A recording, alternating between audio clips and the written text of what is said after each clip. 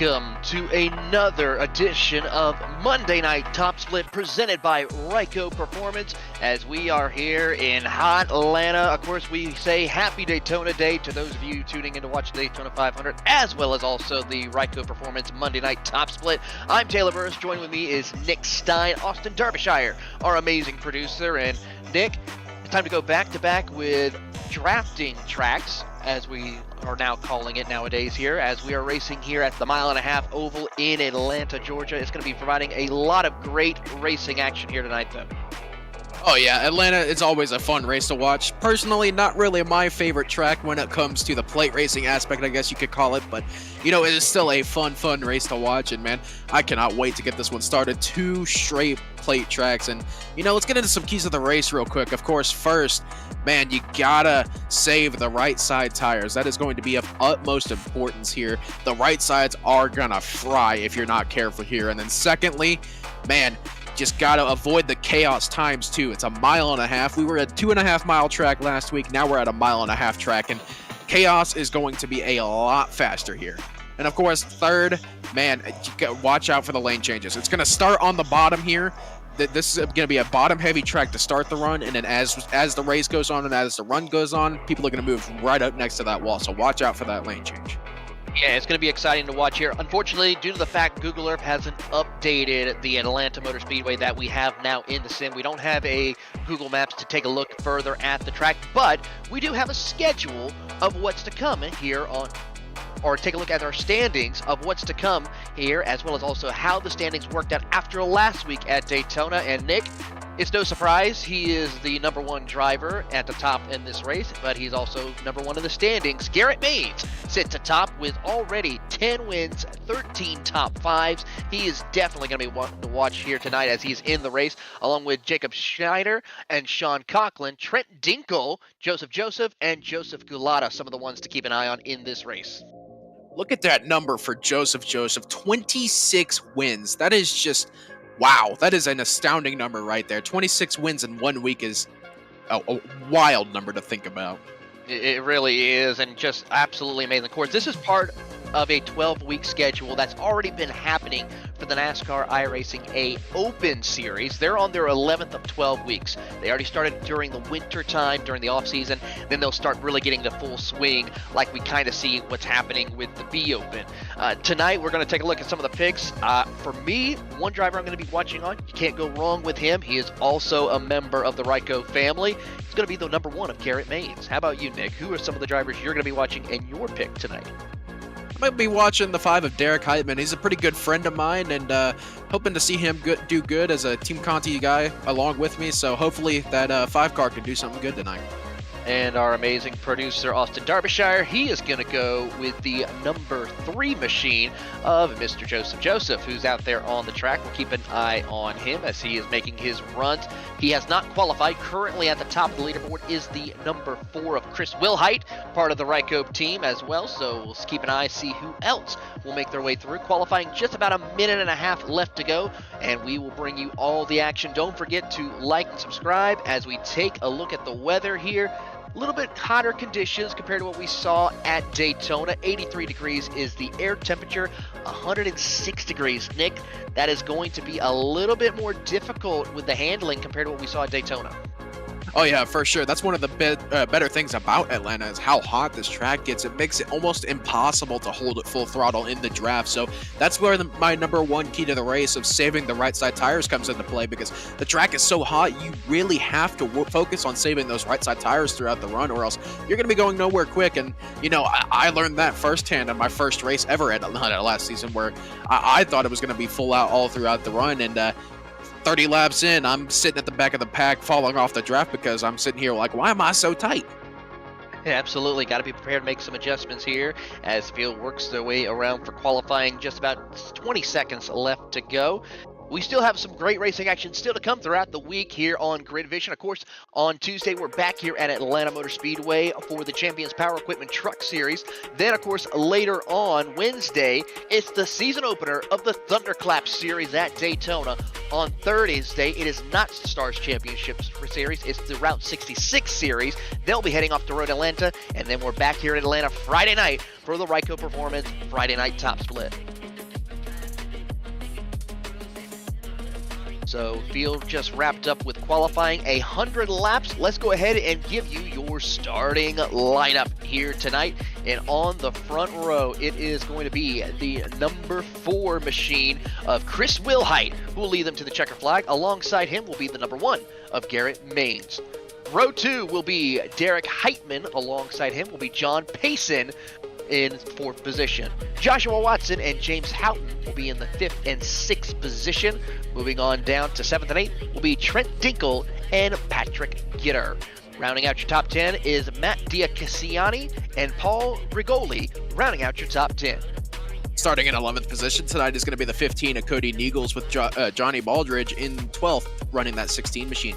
Shane Davis in the number 12, starting in 13th position tonight, with Shane Parrish in the 14th spot. It's the Shane and Shane show on row number 7.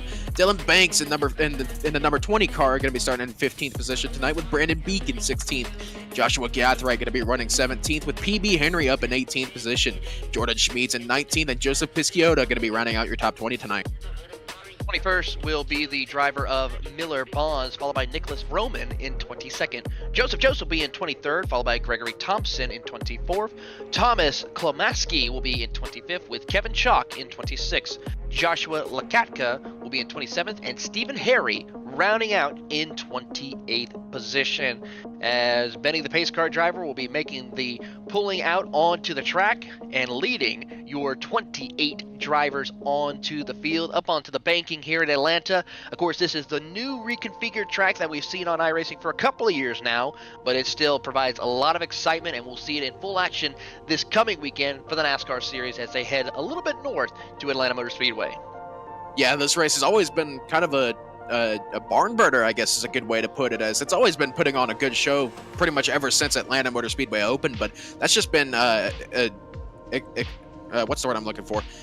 It's been upped with, I guess, the reconfiguration of Atlanta. My English wasn't working very well for me there, but you know what I'm getting at. It's been made a lot more exciting, I think.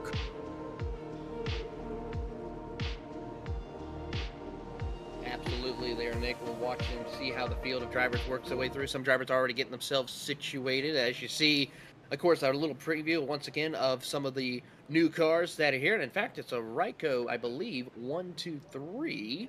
I'd have to say. Nope, 1, 2, and 4 out on the field. Then the Team Conti GG machine in 3rd position as the field works their way down the back straightaway. Wilhite taking a little bit of a different line, staying right there against the red line. We're not going to see a lot of drivers hugging that line like we do at Daytona, I have to say, because you can just easily find your way around as quickly as possible as the field climbs up the banking to go back at it once again. Yeah, like I said, I think this race is really going to start on the bottom. We're really going to see that bottom line fire off and be really good. And then once we get to about lap 10, lap 12 in the run, I think people are going to want to start moving up a little bit closer to that wall, because that outside line's really going to start picking up the pace, because the tire saving is going to be a lot better on that outside. We're happy to have you with us here at Atlanta on GridVision. Barney the Flagman has the green flag in hand, and we're underway for 100 laps here at Hotlanta.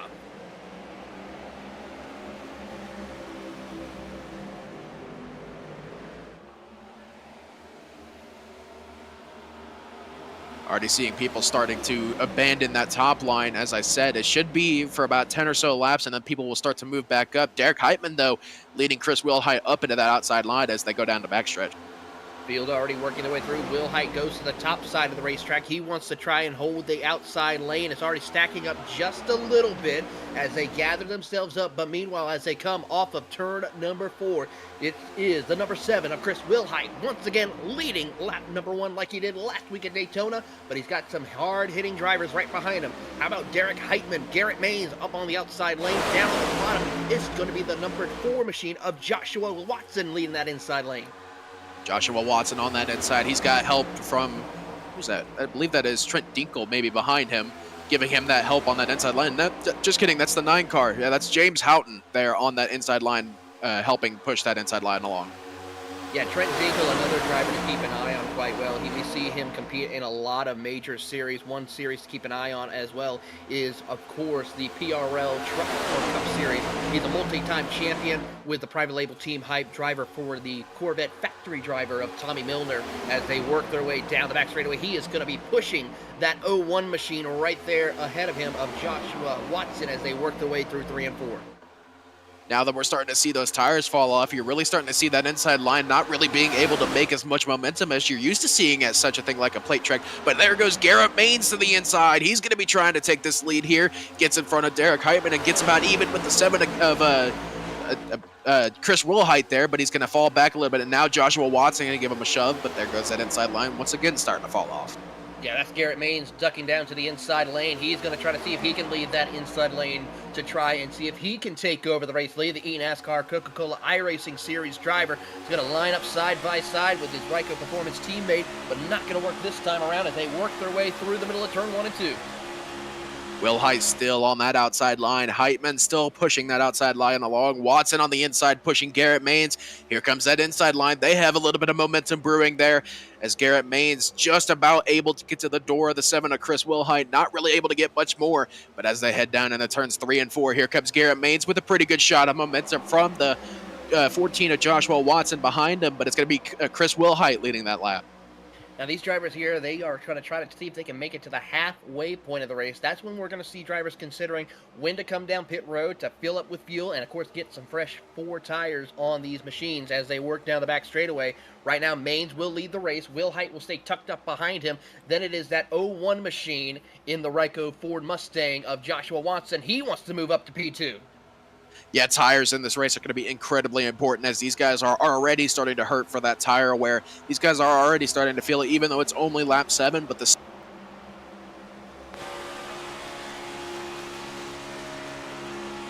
as we pick up the field, as they work their way around here, they come down the back straightaway. It is Maines that now has a significant lead with the help of his teammate of Chris Wilhite. Now trouble right there for Watson as he is struggling, trying to get some momentum on his side down at the bottom of the racetrack. Field getting themselves gathered up as they cross the start-finish line here. We're about 7 laps up on the board, make it 8 as they work their way through. Everyone's just minding their P's and Q's. Everyone not wanting to push the envelope, trying to save some tires, save themselves a chance to see if they can make it to the end of the stage. A little bit of checkup up on the outside lane. They gather it back up.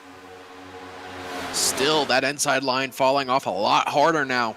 Just as I mentioned earlier in this race, of course, you got the Ryco crew on the outside really controlling this race. It's a Ryco right now. It's a Ryco 1-2-4. Derek Heitman, of course, the Team Conti guy, splitting up that 1-2-3-4 right now.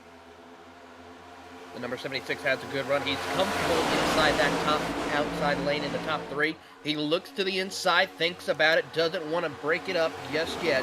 Realizes there's still a lot of racing left to go as he will hold that outside lane for the time being. Meanwhile, how about 3 wide through the middle of turn 3 and 4 as one of the Team Conti drivers tries to push one of the Ryco machines out of harm's way and into position. Puts him in the sucker hole. That'll drop him further back. Yeah, 3 wide's a lot more difficult here at Atlanta. Of course, there are 3 lanes of racing, but this racetrack is a lot tighter than Daytona and Talladega. So 3 wide is doable, but it is a lot more difficult, especially with how tight the confines can get here. Absolutely, we're watching the field of drivers now as Trent Tinkle gets a good run from the inside lane. He's got help from the number 4 machine right there in the mix. That is, I believe, if I'm looking at it correctly, either Patrick Gitter or the driver of Cody Neggles, as there's a little bit of a checkup right there in the mix as they come out of turn 2. 4 car right there. I do believe that is Patrick Gitter on that inside line. Actually, no, he's on the outside line. That 4 car, I do believe, is Cody Neggles. Cody Neggles now has a good run with that Apex Chevrolet. He's trying to push the Conti driver of Trent Dinkel up to the front of the field. Wilhite tries to side draft a little bit to keep the momentum away from the inside lane, but not going to work this time as they come out of turn through the trioval heading into 1. Quick correction, that number 4 car is the 4 of Matt DiCiani on that inside pushing Trent Dinkel, and now they're even once again with that outside line. A bit of a surprise here. I don't ever remember being the inside line being this good, so this is a bit of a surprise to me, but a welcome one at that, as now the racing's getting a lot more intense at the front. Could it be due to the fact of just how fresh the tires are at the moment, and also maybe how hot the track is, where the tires are sticking a little bit better compared to what we would see if it was a cooler track? Yeah, I think if it was a cooler track, that inside line would have fallen off a lot quicker, but seeing as it is kind of in the sweet spot with this newer pavement, I do think that's why this inside line is able to hold on so well. But I do think if the track gets a little bit hotter, that's when we're going to see that inside line fall away. Field works their way out of turn 3 and 4 as they come out. It's side by side from second on back 2 by 2 all the way outside the top 10 as they cross the start-finish line. Maines and Wilhite working hard to try to keep up ahead of the Team Conti driver of Trent Dinkle, who has an extraordinary run out of turn 2. He's going to pull right up beside Wilhite and see if he can take the lead away from Maines. Yeah, we're really starting to see that fall off come into play here. These guys were starting in the low 29s. And now they're starting to fall off into the higher 29s. Of course, some of the faster laps being ran a few laps ago at 29.6 for Matt DiCiani, 29.6 for Trent Dinkle. A lot of 29.6s all over the place, but now they're starting to fall off into the 29.9s and 30.0s. Really good run here as the field works their way through. The Apex Racing machine right there in amongst the mix as he's trying to help with Trent Dinkle. Gets a good run as they work down the back straightaway. There you see the Extra Life Chevrolet number 6 machine also having an extraordinary run into that group of drivers as they come through the middle of turn 3 and 4. But Trent Dinkle, he gets a very good push right there as Matt DiCiani is trying to work with him as best he can. Not going to work though as they work their way through and power on to the inside lane. Not going to work. Wilhite still maintains that push with Garrett Maines. Almost dead even between your top 6 right now. Both lines have a lot of help and a lot of organization, but here comes that outside line as Cody Neagles in that 6 machine is going to hop up behind the 22 of John Payson. And now that inside line loses one more contender, and unfortunately that means they're going to lose a few positions here.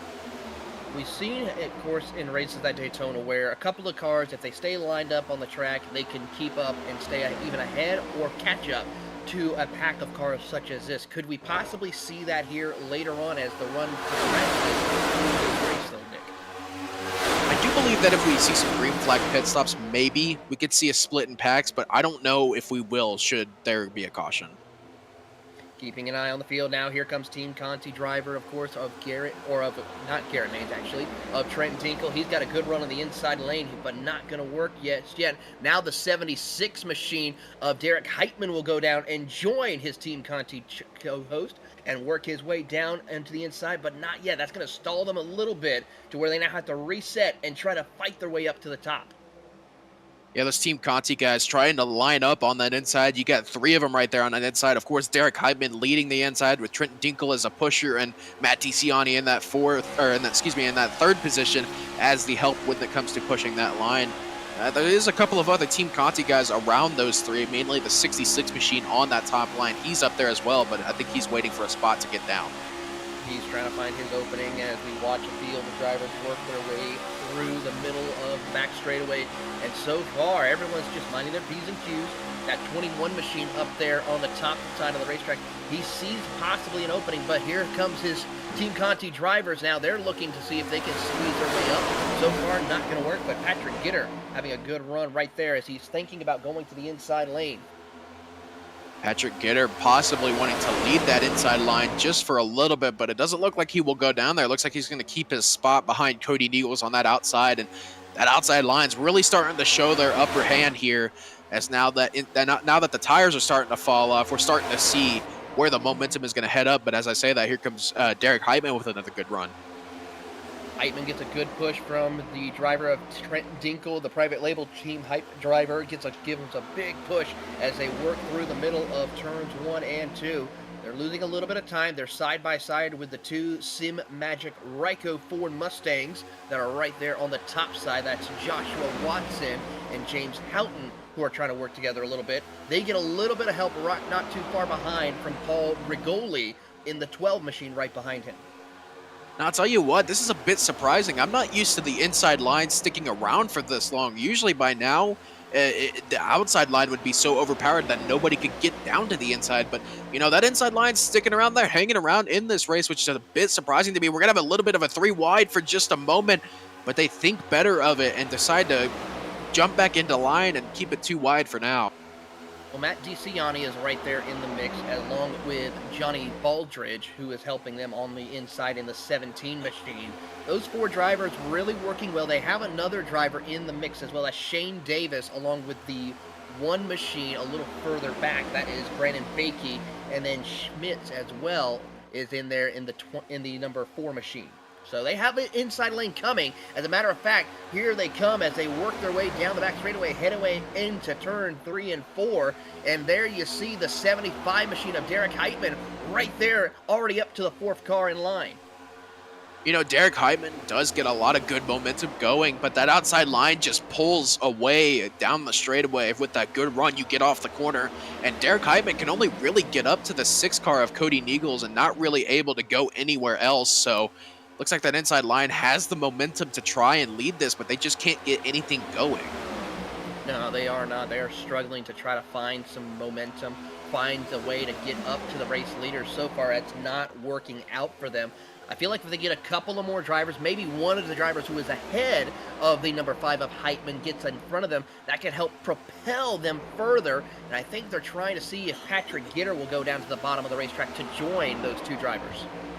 I don't think he will, because Patrick Gitter, his car looks really tight right now on that outside line, and if your car is tight on the outside, it's going to be even tighter on the inside. So I think Patrick Gitter is wanting to stay on that outside line, trying to save those right sides a little bit more. And, you know, he has the pace right now to keep up with that outside line. I just don't think he has anything with that inside. No, I think he needs a little bit, just stay where he is. He's in a good position inside the top 5 for the moment. Really not under a whole lot of pressure from the bottom lane at the moment. And we're closing in on that first run where the tires are really going to start setting in. 26 laps on the board. We're about to hit that lap 30 mark where we're seeing a big change of how the tires will play out as this run progresses.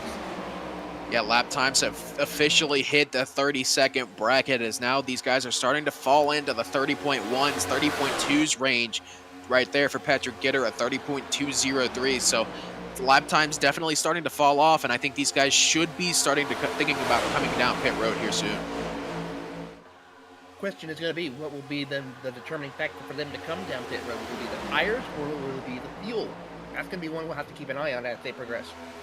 It's for sure going to be the tires. Tires wear off too quickly to really think about going for a full fuel run here. But, you know, these top split drivers are a different kind of crazy when it comes to their strategy, so they may try to push it on fuel, but we'll have to see if we get a caution before then. Well, a couple of drivers are already getting a little bit antsy towards the back half of the field. Nicholas Bruman, who is towards the back half of the field, he's already climbed his way up into the top 15. He's trying to work his way through on the outside lane, and there you see one driver go to the bottom. Does he try to stay top side? One driver hits the wall. Oh, that's going to be Patrick Gitter. As I said, Gitter in the wall. Oh, and the 66 is Shane Davis almost getting up into him. 4 wide. 4 wide there, as they're having to go below the 8, returning, crashing. We knew something was about to brew when they were going 4 wide into turn 1.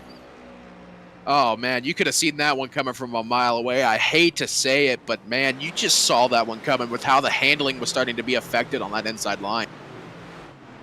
Yeah, we'll take a look here at the replay to see what happened here momentarily as we see the damage on the 21 machine of Patrick Gitter, one of your front runners, out of this one by the looks of it. Here you see on the replay, 4 wide, there you see the contact, and then right there just collects. And unfortunately nowhere to go for a couple of other drivers, a couple of cars spinning behind as trying to avoid it. So about 6 to 8 cars involved in this incident here on lap 30. Yeah, that was just one of those of, you were able to go to 4 wide on the front stretch, but then it compresses as it goes into turn 1, and there's not really anywhere to go if you are still 4 wide by that point. And man, unfortunate for the 21 to get her there. Just nowhere to go in that Team Conti machine, and yeah, you got to feel for him there. Also, the 21 of PB Henry involved in that one. He's on pit road from the Legacy Academy Club. A couple of other drivers we saw involved. Kevin Chalk in the 26 machine. Gregory Thompson as well in the 23, as we now see everybody coming down pit road, led behind Garrett Maines. As we will take a quick break, we're going to see the pit stops happening. We want to say thank you to Dr. Mel for subscribing here on GridVision. Don't forget to follow us for more content throughout the week here on GridVision.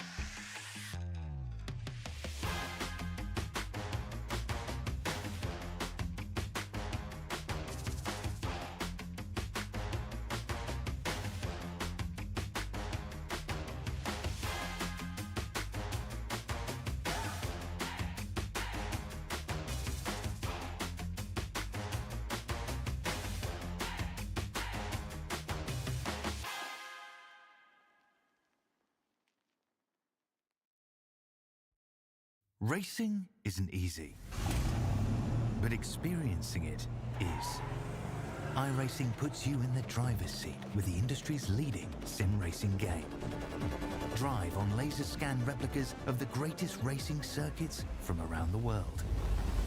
Go head-to-head against other drivers chosen by skill-based matchmaking to ensure competitive racing at every level. Compete across all your favorite series. In officially licensed cars, engineered to deliver the most accurate driving experience possible.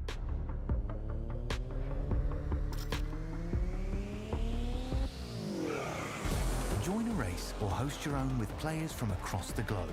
Race against the computer or in a league with friends. Feel the thrill behind the wheel.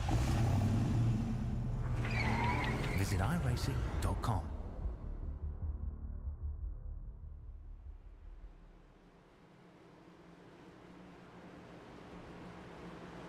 Welcome back to the Ryco Performance Monday Night Top Split here at Atlanta Motor Speedway. We are about to go back green flag racing here. Benny, the pace car driver, makes the hard left turn down onto pit road as Garrett Maines and John Payson will lead them to the green flag. As they go, there you see Maines already checks out on the field, but soon that draft will come into play to get the show rolling once again here at Atlanta. Garrett Maines already to that top side. That just really shows how powerful that top side can be. Now he's going to have the 22 of John Payson as pushing help here. But does that allow the 6 of Cody Niegels to get up in front of him, who has pushing help from Joshua Watson on that bottom line? Field gets themselves rolling here, and there you see to the inside will be Cody Niegels trying to get himself going as they work their way through the middle of turn 3 and 4, and here they go side by side for the race lead. Could we see a new race leader? Not this lap. Garrett Maines holds on, but here comes Niegels to the inside lane, side by side battle for the race lead as they work their way through 2 by 2 as they come out of 2. Cody Niegels now has a pretty good run, not really having much help off the corner from the 01 of Joshua Watson. John Payson has the push to the 12 of Garrett Maines, and it looks like Garrett Maines will keep it. Garrett Maines going to hold on as now the 22 of John Payson will work behind him. He's got help from Chris Wilhite along with the 76 of Derek Heitman, and already the outside lane starts to progress and pull away further as they come out of turn 2. Coming off of turn number 2 here. The 12 of Garrett Maines still has that overpowered run that you can get off the top line, and it looks like Derek Heitman may have learned from his previous mistakes as he is still on that outside line. Remember, on that first run, we saw him go down onto the inside pretty early. Yeah, he really works his way through as they come down, and already you see drivers struggling on the inside lane as Watson is trying to push the number 6 machine of Niegels, but so far it's not going to work out. Yeah, that inside line not getting to the firing rate that they wanted like they had last run. And it looks like that track is starting to heat up just a little bit, sitting at about 101 degrees right now. Actually, I think it's cooled off from the start of the session. Big run coming down from the inside lane. They got themselves a little bit more organized as they work their way out of turn 4. They're now caught up to the 4th place car of Derek Heitman. So far, not going to work, though, as they now work their way through. Broke it up a little bit on the inside lane, but here they come. Down on the bottom of the racetrack, here comes Cody Niegels as he gets a big push from the 01 machine of Joshua Watson.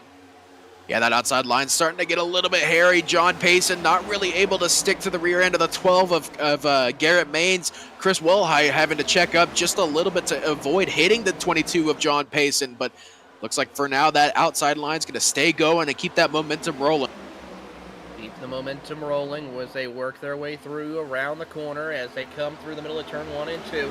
It seems like in the middle of the corner, that inside lane really gets a great run, but once they come down onto the straightaways, that's where the outside lane just gets that big momentum, that big push to work their way through.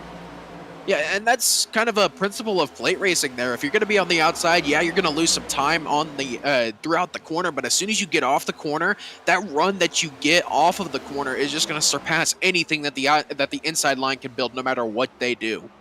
Well, if you think about it there, Nick, it's just about how much you're turning, how much input you're putting in the wheel. You know, the more you turn, the less speed you'll have compared to those that you're turning. The less you turn, the more speed you'll be able to carry off the corner. Yeah, like I said, it's a basic principle of plate racing, and it shouldn't be anything too surprising, but the amount of people I talked to that didn't know that the outside line could be as overpowered as it is a lot more surprising. So, not surprising to see here, but it is definitely something to keep an eye on. Keeping an eye on the field as they work their way through out of turn number 2. So far, Cody Niegels has about 2 car lengths behind the driver of Garrett Maines. Now it's 3, soon to be 4, as here comes the driver of Jared Heitman. Here comes the big run to the inside, but so far it's going to stall out just about at John Payson as they come off a 4. Yeah, they've been slowly building up that momentum on the inside. They've been inching up about a car at a time over the last 4 or 5 laps or so. You remember they were back almost at Matt DiCiani. Now they're about to be even with the 22 of John Payson. Of course, you got to thank Josh Watson for that, giving those amazing pushes to the 6 of Cody Niegels. And it definitely looks like that inside line could be a force to be reckoned with here for about the next 10 or 15 laps. Absolutely, as the field works their way around through the middle of turn 3 and 4, and here they come. Lap traffic, though, up ahead for your race leaders. This could be a little bit of a problem for them as they approach, as they come up on the lap car. Garrett Maines stays to the top side. Cody Niegels to the bottom of the racetrack. We'll see what the lap traffic will do as you ride on board with Garrett Maines as they come off of turn 2. Will the lap car go below the line to try to stay out of harm's way? The answer is going to be no. This is going to make it a little bit interesting as they come through the middle of turn 3 and 4. Yeah, that inside line starting to lose a little bit of momentum here as it looks like that lap car is just going to stay right where he is. He does eventually go below that red line, that red and white line, to get out of the way of this charging Hornet's Nest right here. Absolutely great run here as they come out. Everyone makes it clean through this as they come out of turn number 2. And we'll continue to see this action here on the bottom of the race line. Still not working, and they lose a ton of momentum as they fall back to 5 position. Now they'll get the momentum wound back up again and make the run towards your race leaders. Yeah, they've been building that run up, as I said, but it's going to take a few laps for them to get back up to where they were. That's just how the inside line's going to work here. It's not as powerful, like I said, as that outside line, and especially with how formed up that outside line is, it's going to be really hard to build that momentum back up. It really is as the field works their way around the circuit. Coming out of turn number 3, heading their way through. Maines, Payson, and Wilhite, your top 3. Heitman and Niegels, your top, rounding out the top 5 as they work their way through. As Trent Dinkles right there in the mix, and Watson as they try to work their way through. Watson's going to go around Niegels, make it 3 wide. That's going to put Niegels in big trouble as now a 3rd lane in the middle group is going to try to work their way through. Cody Niegels being sent into the sucker hole there, really starting to fall back now, and there goes that inside line. They are losing whatever momentum they have built up over the last 15 laps, so a very, very unfortunate way to lose all that track position, but I think it had to be done. It didn't look like Cody Niegels could get it done on that inside. Now, a question is going to have to be asked, Nick. You know, the next car that's now going to be leading, that's going to be the driver of Watson, who is right there now going to try to see if he can lead the outside lane. Ooh, a little bit of a tap between Niegels and the 12 of Bergoli. They gather it back up, but now they have to try to figure out quickly a way to get themselves going as they are now approaching more lap traffic. Yeah, Nicholas Vroman now leading that inside line, but he has absolutely zero help. The 01 of Josh Watson, a good 10th and a half behind that 95 of Nicholas Vroman, and yeah, that inside line is just going absolutely nowhere as they have lost a ton of track position. Yeah, now it's Vrooman trying to get a help from Watson. Now they're going to start to get themselves wound up to get the momentum on their side. Let's see if they can continue to try that out and work in their favor as they head down the back straightaway into turn 3 and 4.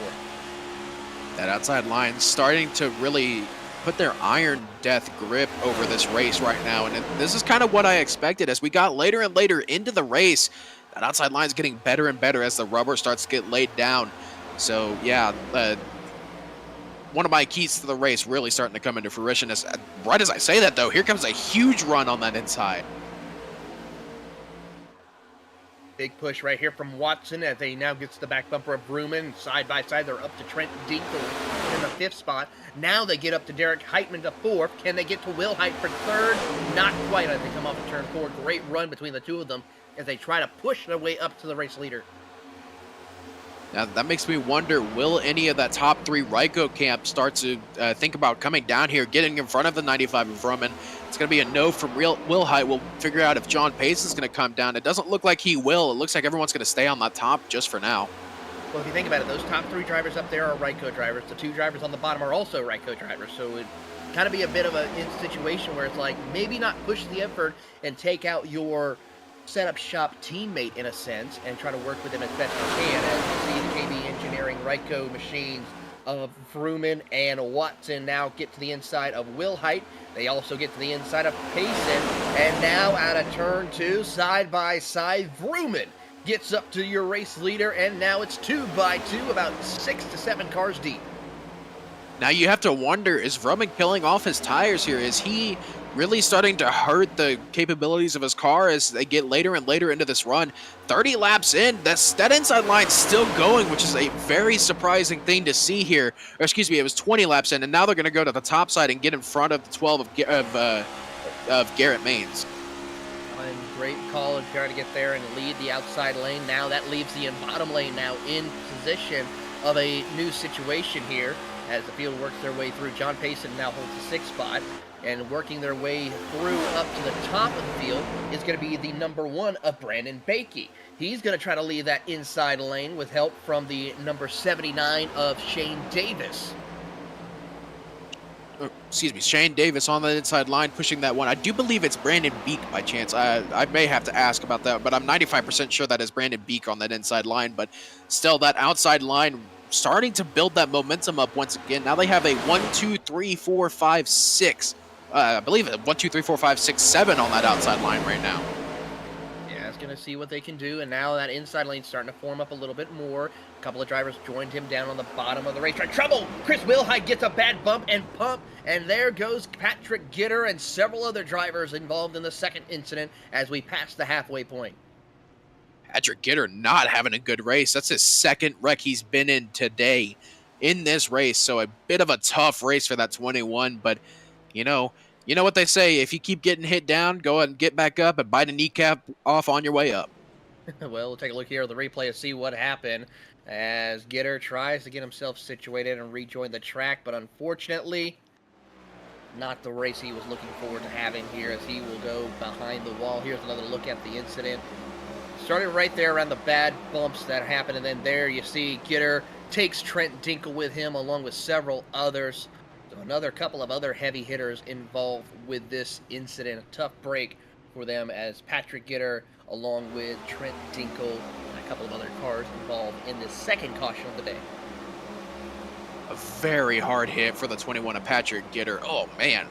Another one of those, thank goodness it's not real life, because that really would have hurt. It looked like Cody Neagles got in the back bumper of Gitter, which then sent Gitter up into Trent Dinkle and caused that chain reaction as everyone's coming down pit road. Well, with that, we're going to take a quick commercial break, but when we come back, we'll have more green flag coverage. You're watching the Ryco Performance Monday Night Top Split, the A-Open race here in Atlanta, only on GridVision.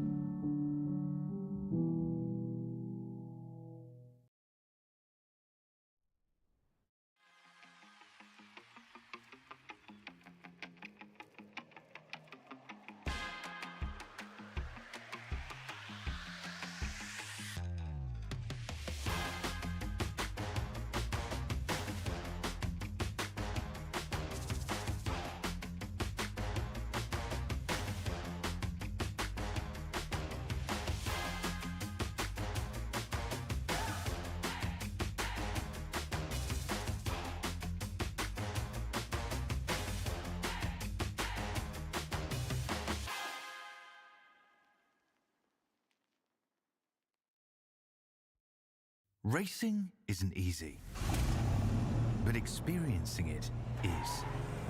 iRacing puts you in the driver's seat with the industry's leading sim racing game. Drive on laser scan replicas of the greatest racing circuits from around the world. Go head-to-head against other drivers chosen by skill-based matchmaking to ensure competitive racing at every level. Compete across all your favorite series. In officially licensed cars, engineered to deliver the most accurate driving experience possible.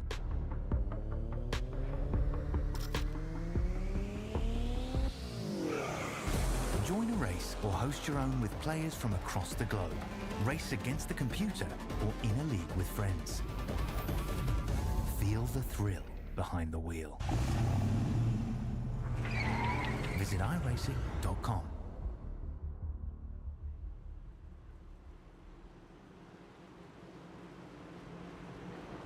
Welcome back to GridVision's coverage of the Ryco Performance Monday Night Top Split here at Atlanta Motor Speedway. It's the A-Open race that we have. In a few minutes after the conclusion of this race, we're going to go and switch over to the B cars as they race for 90 laps around Atlanta Motor Speedway. So stay tuned to GridVision as we have more exciting coverage here. As Benny the pace car driver makes the hard left turn down onto pit road, it is going to be Johnny Baldridge and Derek Heitman leading them to the green flag into the restart zone, and they're already shoving and pushing their way through, and Baldridge tries to get a good run out from the inside, and already drivers sweeping down to the inside lane, leaving the driver of Derek Heitman all alone on the outside for the moment. Here comes Paul Bergoli and Garrett Mainso on that outside, coming to the salvation of the 76 of Derek Heitman. They will push the 76, and here comes Johnny Baldridge with the big block to the outside. Don't know how he kept that push straight from Derek Heitman, but a huge block on lap 57. You've got to be careful with throwing blocks like that because that was a lucky moment. If that was any other situation, that truck car would have been into the outside wall, and chaos would have ensued here at Atlanta Motor Speedway once again. But so far, now he was able to save it and gets a big run, and now leads the outside lane as they head off of turn 2. But here comes those Ryco boys on the inside. That's Nicholas Froman and the 0-1 of Joshua Watson with Chris Wilhite with help behind him. Baldridge, though, not really able to keep it in that middle line. That's really going to hurt that outside line. Now Watson clear. Up goes Froman. They're going to leave Wilhite out to dry, and now Ryco leads that outside line. I'm trying to check and see, did the driver of Johnny Baldridge take any tires during that pit stop?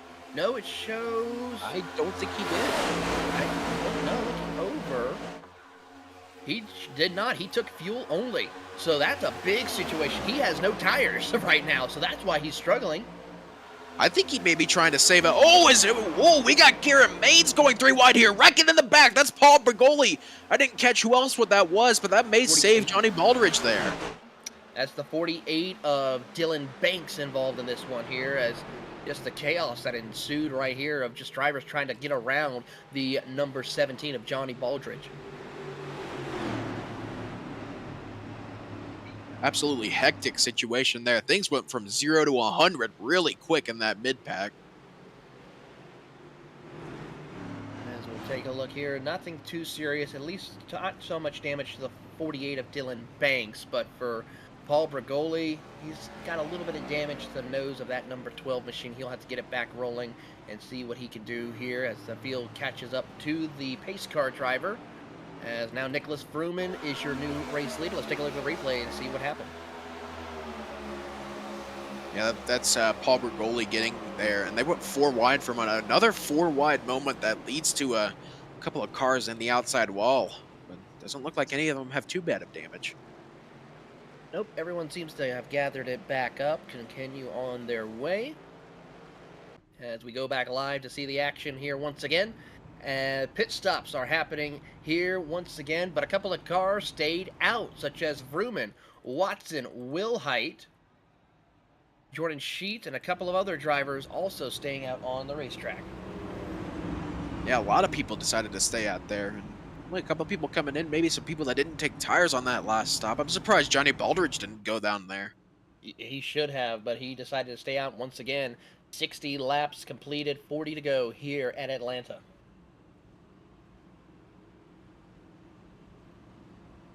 Of course, this is where we're going to start to see this race go a little bit crazy because now people know that they're getting towards the finishing stages of this race and they know that the time is now to go, that this is the time they need to start making those moves, getting those runs, judging how powerful of a run you can get off the corner, whether it be on the inside or the outside. So I think this is where we're going to start to see a lot of experimentation in this race. We're going to be seeing that for sure. Now the question is going to be, how much do you want to experiment in order to try and see if you can stay ahead of your competition, as well as also making sure you make plans of how your race will run to this 40-lap dash to the finish. You know your car can make it on fuel, pretty much, but the question is going to be, do your tires have enough? And I'm looking at Johnny Baldridge. That car is not going to have enough tires to make it to the end here, as he's already been out there for quite some time on these older tires. So we'll see how this plays out as the field crosses the line. One to go this time by as they work their way 2 by 2. It's Vrooman, Watson, Wilhite, Schmeets in the 4th position, and it's Baldridge, Gathright in 6th, Garrett Maines, Derek Heitman, Joshua Latka, and Brandon Beakey in the 10th position. I just looked, and I do believe Johnny Baldridge is on 32-lap-old tires. I do need to go check and make sure he actually did not take tires, because I'm not too sure that he did. So let me go check on that real quick. Sounds good as the field lines themselves up. Of course, some of the drivers that we see here, of course, our picks are running pretty decently here. Of course, Garrett Maines right there in the mix for the race lead. Trouble for Austin's pick for Joseph, unfortunately for him, who's out of the race along with Patrick Gitter. PB Henry 9 laps down, as Trent Dingle is the last car on the lead lap in the 8th position. Yeah, I just looked, and Johnny Baldridge did not take tires onto that stop, so he is currently on 32, coming to 33-lap-old tires, which is going to be very, very tough to do. Indeed, we're going to have to keep an eye and see how this will work out for him, unless another caution is to come out. Keep an eye on this as Benny, the pace car driver, is about to make the hard left turn down on the pit road. Barney, the flagman, has the green flag in hand. We're about to go into the restart zone. Vrooman and Watson, the 2 Ryco drivers, pull away. Wilhite follows in hot pursuit as he tries to get himself situated, and it's a little bit of a stack up there on the outside lane as drivers try to jockey for position. How about the driver right there of the 89 machine of Joshua Gathright, just sliding the gap right there in front of Baldridge. Jordan Schmeets on that outside line, having to give the momentum to the 01 of Josh Watson. Nicholas Vroman, though, going to go up and get a huge shot from the 01 of Josh Watson. The 7 car of Chris Wilhite, meanwhile, on that inside. He's got the 89 of Joshua Gathright as help. Another Team Conti, guys. So it looks like Derek Heitman and Josh Gathright may try to link up here and get this momentum going, possibly on the inside or outside line. And yeah, that inside line's not really able to go anywhere. It's 3 wide once again. Johnny Baldridge, Garrett Maines, and that's the 1 of Brandon Beak on the outside there. Garrett Maines in a very, very peculiar very bad place right now as he's in the sucker hole.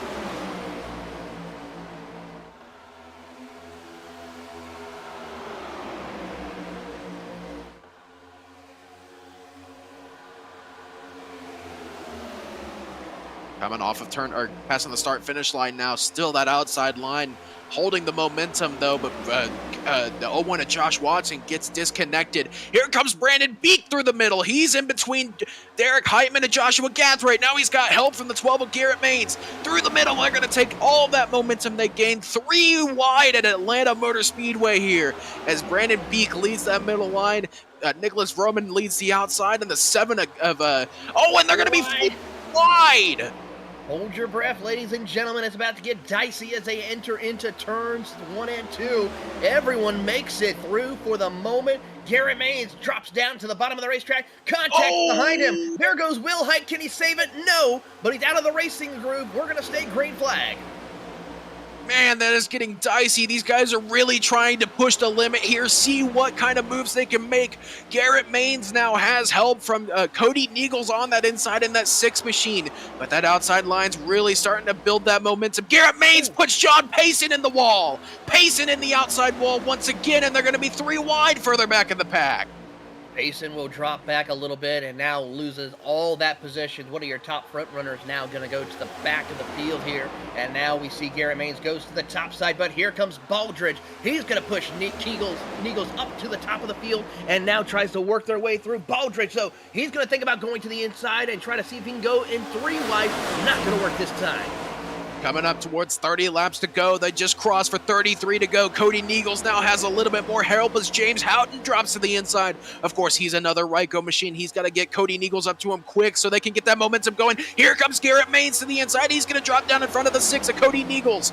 Garrett Maines now pushing the 41 of James Houghton. That outside line getting a little bit tight as a couple of them got into the outside wall there. Joshua Watson giving push to the 95 of Nicholas Vroman. They're still controlling that outside. Here comes James Houghton, though, with a run to the inside. It's Houghton on the inside being the leader and Vrooman on the outside. It's a Ryco 1, 2, 3, 4 as they come off of turn number 2. Ooh. And now you see Houghton get a little bit of a bobble right there from Maines. Maines going to give him a little bit of room to gather it back up, but they're already in hot pursuit for the race lead as Houghton goes to the top side. Garrett Maines now has the push from the 6 of Cody Neagles. That inside line starting to build up a lot more momentum. The 17 machine, he goes up to the side, to the outside. Johnny Baldridge, he's going to be in that 17 machine on the outside, 4th in line on your screen. Cody Neagles needs to try to see if he can pop that bubble. Now he does, and now is going to push the 12 of Garrett Maines down the back straightaway. And now they catch up to Vrooman and Houghton side by side for the race lead. But out of turn number 4, Maines will clear Houghton and take back the race lead. Cody Neagles now has the 27 for help behind him. That is, I believe, is that Derek Heitman? No, that is not Derek Heitman. I can't quite catch who that was, but he's having some connection issues. He is blinked out. There, he's back. He's missing a front bumper now. What happened to the 27 there? That's Joshua Latka who's struggling right now for the moment, but he will gather himself back up and continue on his way in the inside lane. Second car in that group in the DOF reality machine as they come off of turn number 4. Bobble up on the inside lane. There you see Heitman stuck on the bottom. He needs to try to find an opening to get to the top side. Yeah, Derek Heitman just needs to get this 27 out of the way so he can push the 6 of Cody Neagles up to the front, but still that outside line being controlled by that Ryco brigade on top. That's Garrett Maines, James Houghton, Nicholas Vroman, and Joshua Watson all in line on that outside. And that inside line, they're trying to build that momentum back up, but they just can't get anything going as now they're just barely even with the 01 of Joshua Watson. Just barely holding on here as they work their way through, but that inside lane is starting to waver a little bit more. Trouble there on the bottom. They can't get the run they need, and now they have caught up to the second car, or the third car on the outside lane. Now it's starting to fall back as the outside lane continues to go. That outside line, I keep saying it, as soon as I get about 10, 15, close to 20 laps in the run, that inside line's just, they're able to generate the momentum. They can't get even enough to really fight that outside line, though. I mean, you're seeing it right there. They got up just about a nose in front of the 95 and Nicholas Vroman, but as soon as they get off the corner, Josh Watson in that 01 gets that amazing run on that outside, and now they're about even off the corner. Here they come through the middle of the back straightaway, and so far it's still Maines holding strong on the outside with a Ryco, 4 cars leading that outside lane. Then you see the number 6 machine of Cody Neagles trying to get that inside lane going, and not going to work just quite yet. Here comes the 27 of Latka to give a big push, as there you see finally Derek Heitman of the Team Conti machine finally gets to the outside lane to see if he can get some runs going. Brandon Beek now 3rd in line on that inside, now having to be the help car in this draft here, and it doesn't look like he's able to get up to the rear end of the 27 of Joshua Latka. And unfortunately, actually, as I say that though, that inside line gets even with James Houghton in that 41 machine, and now they're starting to inch up closer to that 12 of Garrett Maines, and they're actually staying pretty even off the corner, which we really haven't seen the last few laps. So it looks like that pushing is really starting to work here as Cody Neagles gets a pretty good shot there from Joshua Latka off the corner. Latka in the apron though, so that's going to ruin their run just a little bit off of turn number 2. Brandon Beek gets up to his rear end though and gets that 27 of Latka going once again. Even still, here comes Cody Neagles on the inside, still even with James Houghton off of 4. You watch there and you see Garrett Maines just thinking about diving to the bottom just in case that inside lane gets a big run. They're thinking about it, keeping an eye on the action on the bottom of the racetrack, but everyone's just staying hyper-focused here in these closing stages. Coming up to 20 to go here at Atlanta. The outside lane holding strong as you ride on board with the number 12 of Garrett Maines, your race leader, watching and waiting to see what the inside lane does as they come through the middle of the corner. Lap traffic not too far up the road, so that could provide a little bit of situations here for your competitors as they work their way around. Currently, they are entering turn 1, the lap car coming off of turn 2. That outside line starting to build up that momentum again. And, you know, you said we're coming up to 20 to go. That is officially white knuckle time. White knuckle driving, that is where pressure is the highest on these drivers. That is where the tension is going to be at its highest in this race. That's where all the exciting moments are going to happen, is in that final 20 laps, and we'll have to see what these guys can do here to keep it going.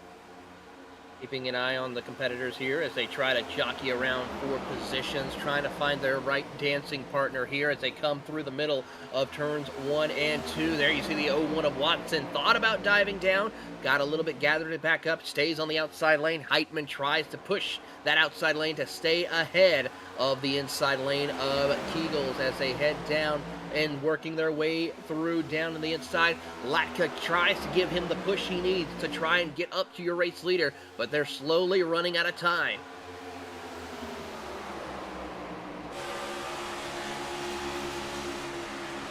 Heading down into turn, oh, sorry about that. I lost audio for a second. Didn't realize you had transferred to me. Sorry about that.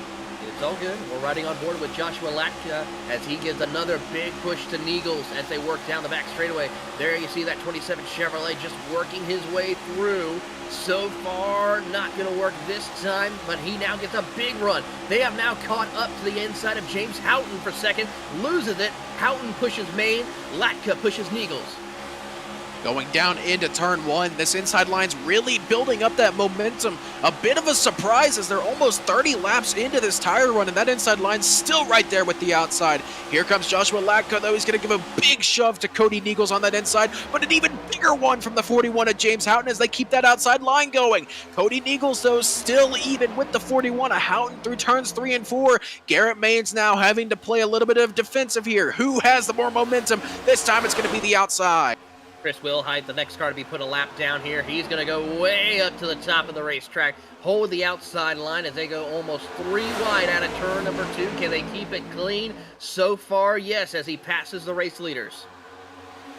Roman almost thought about going 3 wide for just a moment with his teammate Houghton, but it may have just been because of a reactionary to the lap car of Chris Wilhite.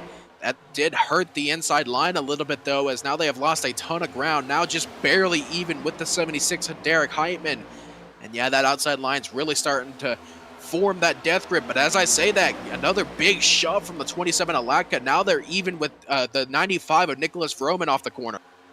Vroman tries to keep the pushing and the momentum on the outside lane going, but here comes Niegels with a big push from Latka down to the bottom of the racetrack. There you see Beaky right there behind him, and then a little further back you have Joshua Gathright, the 4 of Jordan Schmidt right there in the mix. A little bit of a bobble. That's going to cause some situations here for the drivers. How about the 91 machine of Joseph Pisiato? He's in the mix right there inside the top 15 as he tries to get the outside lane going. Joseph Pisciata in that 91 machine, just trying everything he can. He's got a couple of Team Conti guys in front of him. Of course, Pisciata, a part of that Phantom Sim Sports team, a customer team of Team Conti Sim Performance. And, you know, he's got a couple of teammates. Oh, Cody Niegels gets really loose off of turn number 4, takes it below the apron, but he keeps it going. But that's really going to hurt that inside line. 4 wide as they come through. Contact is made. They gather it back up and continue racing. How about the save there from the 69 TWR machine of Thomas Komaschik? The 91. Oh, here comes the 17. He's going to take it to the inside, and now he's going to have pushing from Cody Niegels as he tries to get that inside line going. Johnny Baldridge making a huge move there to try to take charge of that inside line. How is he still going? He's on 50-lap old tires right now, remember. Yeah, we're going to have to see how those tires are going to be able to maintain here in the closing stages, and if anyone's still going to work with him because of how old those tires are. He may be good in a pack, but leading, it looks like he is not the car to be leading the field. As I say that, they now catch up a little bit right there to the inside of Derek Heitman, but they can't seem to get past him as they come off corner exit. This is the very, very good part of Atlanta Motor Speedway here. This is where it gets fun. The old tires are really starting to show as here comes Johnny Baldridge with a huge run from Cody Niegels. They are now a nose ahead of Joshua Watson. Watson peeks to the inside, but quickly gets back up in line. Brandon Beek thought about 3 wide for just a moment there, but it doesn't look like anything's going to materialize of that. Cody Niegels giving another big shove to the 17 of Johnny Baldridge, as now they're even with the 95 of Nicholas Vroman off of turn number 4. Coming down here, closing in on 10 laps to go here at Atlanta Motor Speedway. Will we see Houghton look to the inside, see if he can go and challenge Garrett Maines for the race lead, or will he stay and play teammate and try to keep the Ryco Performance drivers up at the front of the field here for a Ryco win? We'll see as they work down the back straightaway. Everyone trying to see if they can push Johnny Baldridge to the race lead, but so far they're just running out of time and not getting the momentum they need to catch up. You know, you say about James Houghton possibly peeking out and taking the win from Maines, and that's something I brought up in our coverage of the Friday night NIS second split race at Daytona last Friday night. And, you know, that's the mentality that these teams usually have, is if one of our team drivers win, then it's a win for the whole team. So I think that James Houghton's just going to push Garrett Maines here and take his second position. But, you know, as soon as I say something, I'm usually proven wrong within the next 10 to 15 seconds. So we'll see what James Houghton does here. Well, I mean, if you think about it, last week, it's a little bit of a catch-22. I mean, it's the winning at Daytona. It's the Daytona 500. If you think about it, you want to go and win the big special event. Here at Atlanta, it's still a big win, especially for James Houghton. Could be a big push in iRating for him. He's number 9, running in second place on the ranking. That could give him a big boost in the point standings, a big boost for him in the iRating to help him get up and stay in the top split events to go and have a shot of competing. Contact for the back. They keep it straight, but Brandon Beek and I believe that was the 27 of Joshua Latka made a little bit of contact there going into turn 3. They somehow managed to keep that straight, though. 3 wide, though, as Latka tries to find an opening, can't seem to do it, and he will finally squeeze in between the 91 machine right behind him, but that inside lane really not going anywhere for the moment.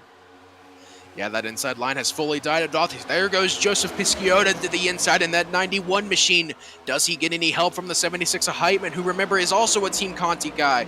Or does he get any help from I believe that's Shane Davis in that 66 machine as well? Shane Parrish right there in the 66 machine, as now Baldridge will now push the 91 machine. Pisciato, who will now get a good run. The Phantom Works driver trying to see if he can go and hunt down a top 5 as he's trying to get that push he needs from Baldridge. Yeah, that inside line not really going anywhere as they're losing ground now. Of course, Joshua Latka, he left that inside line to go up to the outside. Here goes Brandon Beek, 3 wide further back. A little bit of contact, and now they're spinning. Joshua Latka. That's Brandon Beek and the 17 of Johnny Baldridge involved as well, as now we have a caution with just 7 laps to go. Well, we're possibly going to see a first attempt of a green-white-checkered, possibly, or a natural green-white-checkered, as we take a look at the replay right here. Baldridge gets a little bit of a bad push, washes up the track, will collect Latka, as well as Beaky and several other drivers, unfortunately for them.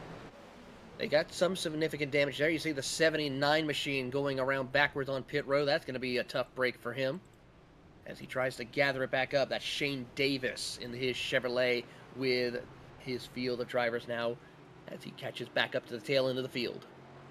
You know, I could have told you that was coming for a while, as, man, they were getting really, really sketchy further back in that midfield. Of course, it all started when Brandon Beek sent it 3 wide, and it looks like the 70 of Johnny Baldridge just got a little bit tight coming off of turn number 4, and unfortunately caused a massive wreck that took out a few good cars.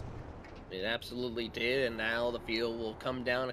Several cars will come down pit road, led by multiple drivers, but none of your front runners have decided to come down pit road. They are staying out here with 6 laps to go here at Atlanta Motor Speedway. It's Maines, Houghton, Vrooman, Watson, Heitman, your top 5, then Parrish, Pisciata, then Beaky, Niegels, and Chalk rounding out your top 10. Now, this is going to create a bit of an interesting situation here, as we got a few people on fresh tires, but I don't know if they're going to be able to get through the field. Of course, a lot of these guys that stayed out, of course, mainly the majority of your top 15, they're going to be on some pretty old tires, because I do believe our last caution would have been on lap 55. Let me check that real quick. I think it was either lap 55 or lap 60. It was lap 60 was our last caution. So these guys are going to be on near 40 lap old tires compared to fresh tires. So it's going to add a bit of an interesting dynamic to the finish of this race. Well, if you think about it, normally you get about 2 sets of tires for these A, B, and C open races. So I'm pretty sure most of these drivers have already used their 2 sets, so hence why they decided not to come down pit road. Yeah, that could be something. I do believe these guys have 3 sets, though, so I don't know why they wouldn't come down and take that extra set. Maybe staying out for track position is a bit of a better thing, and we're just... I'm just curious, though. I don't know why you would stay out when you have the opportunity for fresh tires, so it's a bit interesting, but, you know, it could work. We just don't know what's going to happen here. Field working their way through, double back up. It's time to go back racing here. We're going to go with 4 laps to go when they come back around to take the green flag. Field is trying to negotiate some strategy right here. You know, most of our picks are still doing good. Of course, we got Garrett Maines up in the lead. I believe that was your pick. I got my pick up in 5th position, and I don't remember exactly who Darby picked, but he's probably due. our poor producer picked Joseph, who is currently out of the race in 28th. So, oh man, that's a good run for him in the standings. What else is new? Darby picking someone who finishes at the bottom of the field. Meanwhile, me and you are going to have a little bit of a fight here for the finish. Oh man, I'm sorry, Darby. You know I love messing with you when your pick does bad, so it's all for fun. It's all for fun. Wink, wink. A little something we have here on GridVision called the commentator standings regarding our driver picks. So every commentator, as nobody has picked the correct winner yet here of the race. So we'll see if that changes here tonight as the field comes out of turn 4, and Barney the Flag Man has the green flag ready to go. 4 laps to go here in the race, and there you see Garrett Maines gets a big push right there from Vrooman. Houghton seeing if he was going to stay tucked up. Now they're all going to go to the inside as Maines jumps up to the top side and leads the hard charge. Derek Heitman, though, giving a big push to the 95 and Nicholas Vroman. Joseph Pisciota has help on that inside line. Here comes Vroman. He is even with the 12 car. A little bit of shuffling back in the further back of the field, but for right now, our focus stays on the front of this field as Nicholas Vroman has Derek Heitman trying to do everything he can to keep this inside line going. Of course, these guys are on really old tires, so that inside line isn't going to be as powerful, but as they come to the line, it's still going to be Garrett Maines 3 wide. 3 wide as now Vrooman will take over the race lead, and drivers try to jockey around for position. Maines drops to the bottom of the racetrack. He'll now go to the top side in front of Watson as trouble for Neagles. He'll go out of the racing line and go to the back of the field here, as now he will try to see what he can do. Maines gets to the back bumper of Pisciotto as they head through the middle of 3 and 4. Pisciota now trying to get back to that 12 car of Garrett Maines and get a pretty good run going. There is no inside line. Garrett Maines takes it to the outside of the 91 of Joseph Pisciota. Pisciota's going to go really, really far back here as now he has 0 help. Garrett Maines tries to get to the outside of the 76 of Derek Heitman, but Derek Heitman blocks the run. Coming off of turn number 2, there's going to be a little bit of contact between the 01. They're wrecking further back. Joseph Pisciota around. Time for a green-white-checkered as the big one happens here at Atlanta Motor Speedway. We saw it at Daytona last week. We're going to see it again. Oh, man. And of course, in A Open, only the 1 green-white checkered. So if they don't make it to the white flag on this one, the races will end under caution. So big situation here as the field now has to catch up. Take a look at the replay here, but absolute chaos when it happened here at Atlanta. As we watch, there you see Maines trying to get a run on the outside, and then there's the contact. Then there's more contact. So 2 Team Conti drivers getting together, collecting a maelstrom of different drivers, spinning around smoke. It's absolute chaos just to try to get through it, but some drivers did. Yeah, this caution does allow us to get a chance to take a breather here, because that was getting kind of crazy there for those guys up front. And man, If that's how exciting that restart with 5 to go was, I am really excited.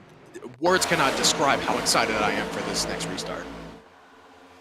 Let's watch here and see what happens here. You see the little bit of the contact, and there the 66 machine involved of Shane Parrish collecting, and then the chaos that ensues here. Tell you what, one driver I want to see if we can get an onboard on, if we can find him. It's an orange machine. Let me see if I can get the number.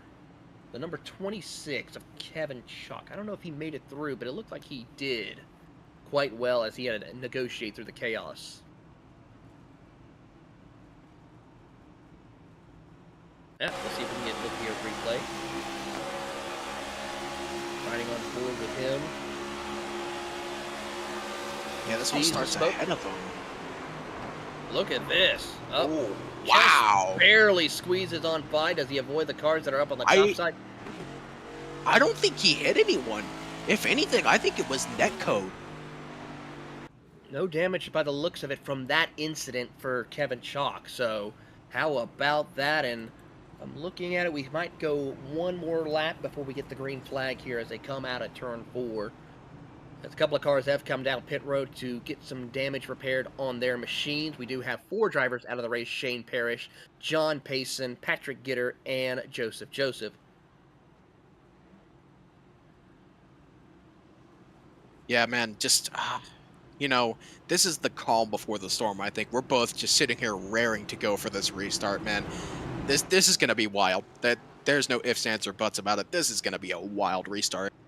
Absolutely. Lights are out on the pace car. It's time to go back racing for our one and only attempt of a green-white-checkered. Of course, for those of you who are new to NASCAR racing or oval racing here, they will take the green flag. And, of course, for this race, if the caution comes out between now and when they take the white flag or the checkered flag, the race will be over. If they get to the white flag and an incident happens in and around the white flag, they are allowed to keep on racing till they take the checkered flag. I tell you what, Derek Heitman is the odd one out here. It's kind of one of those, which one of these is different, as he's got 3 Ryco cars surrounding him right now, and 4 of the 5 cars of the top 5 are Ryco Performance Ford Mustangs and the 1 Toyota Camry, so this is going to get interesting for the 76 of Heitman. He may get left out to dry pretty quickly here. Of course, Garrett Maines runs for the FGR Excel team, so keep an eye on him. Of course, that's why he's running a Toyota instead of the Ford. Normally, we've seen him in the Ford in the past, but of course, a little bit of a brand change, different teams, different manufacturer choices, so he will be running in the number 12 Toyota this season in the NASCAR Coca-Cola iRacing Series. Benny is a car driver from a hard left turn down on the pit road. Barn flag, man, watching ever so waiting to turn them loose for our one and only Green-white-checkered attempt, and they're off, heading down into the front straight across the line. Two more times, as they work off into turn 1. Here comes Derek Heitman, though. He's got a pretty good run going. He's going to side draft the 12 of Garrett Maines, but Maines going to give him the bumper right back. A little bit of door slamming here as now Derek Heitman not really anywhere to go. He's going to go up and block the 0-1 of Joshua Watson. Here goes Vroman. He's going to send a pretty good block, and now they're 3 wide as James Houghton gets left out to dry. A little bit of contact further back in this pit back here as now they're going to be coming towards the white flag. Garrett Maines a little bit loose off the corner. White flag in the air. It's time to race to the finish to see what happens as they make the run, heading off into turns 1 and 2. Trouble for Garrett Maines. He's going to fall back into the sucker hole. Meanwhile, here comes Jordan Schmidt. He's going to dive to the bottom of the racetrack, heading down the back straightaway. Beakey tries to go to the outside. Vrooman is now in the catbird seat. Here comes Watson down to the bottom of the racetrack. 3 wide through the middle of turns 3 and 4. It's going to be Heitman, and now Watson battling it out for the race lead. Here comes Maines out of nowhere. He's going to push Vrooman. Vrooman comes out and wins here in Atlanta. Oh, man. What a finish. That is absolutely incredible, the finish here we saw. And it's a Ryco performance win for Nicholas Vrooman and Joshua Watson. As we'll take a look at the replay of that one. Oh my goodness. It wasn't too particularly close up front as we're seeing this 3-wide moment here between Josh Watson, Derek Heitman, and Nicholas Vroman. And there is where Derek Heitman loses this race. A bad bump from Brandon Beacon. Wow, 3/1000ths of a second between Joshua Watson and Shane Davis, and a further 6/1000ths of a second to Derek Heitman there for 4th position, as now we're going to watch Nicholas Vroman burn it down. How about that for Nicholas Vroman as he celebrates this winning moment here and captures the flag at Atlanta Motor Speedway. Definitely a big run here for the Ryco Performance Sim Seat and Gossett Ford Mustang as he will take his win here, and definitely going to be a big points gain for him here tonight as he's in the hunt for the A Open Championship. Oh, man, you can't make that up. What an amazing finish there as now Josh Watson rolls up for just a second. Absolutely here. We're going to take a quick commercial break, but when we come back, we'll give you the full field rundown and have a chance maybe to sit down and talk to our winners and some of our drivers in today's event. You're watching the Ryco Performance Monday Night Top Split here on GridVision.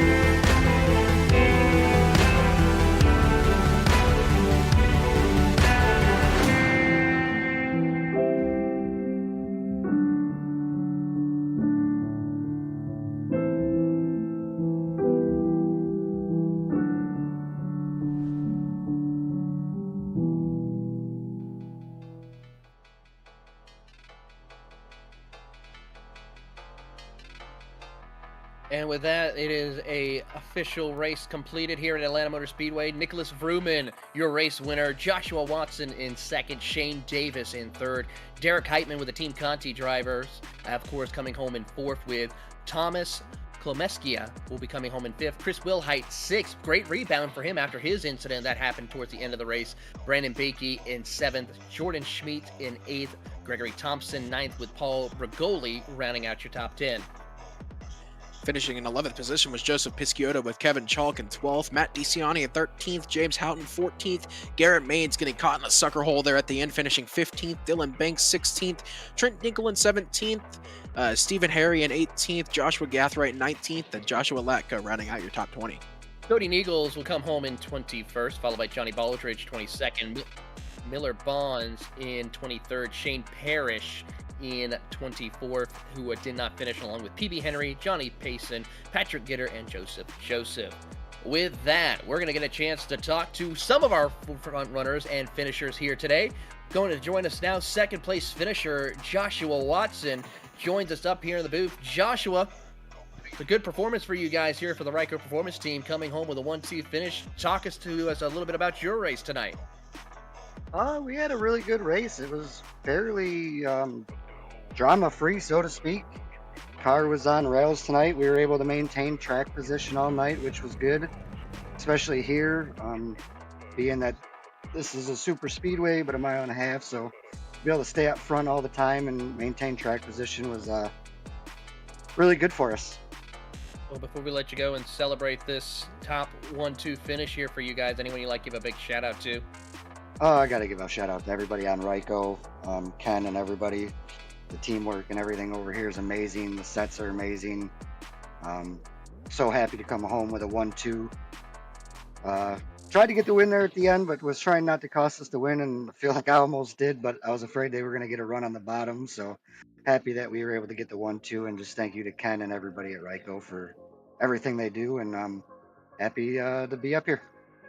That is Joshua Watson, your race second place finisher, as Nick Stein has caught up with our race winner.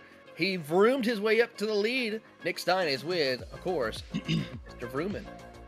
Well, I mean, Nicholas Vroman, it was a wild race for you. Of course, you were sitting in third position for the majority of that race, basically being the push help there on that outside line. And man, that run kind of fell into your lap. How are you feeling about that one?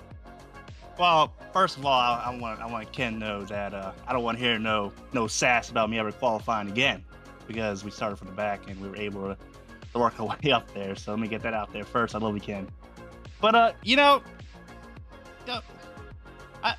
don't know, man. It's just a lot of luck, I guess. It's just the way the cards fall here at a track like this at Atlanta. Super Speedway. You got to pick the right lanes and whatnot. But huge shout out to all the guys who did go with me when it came time to pick up some spots like Heitman.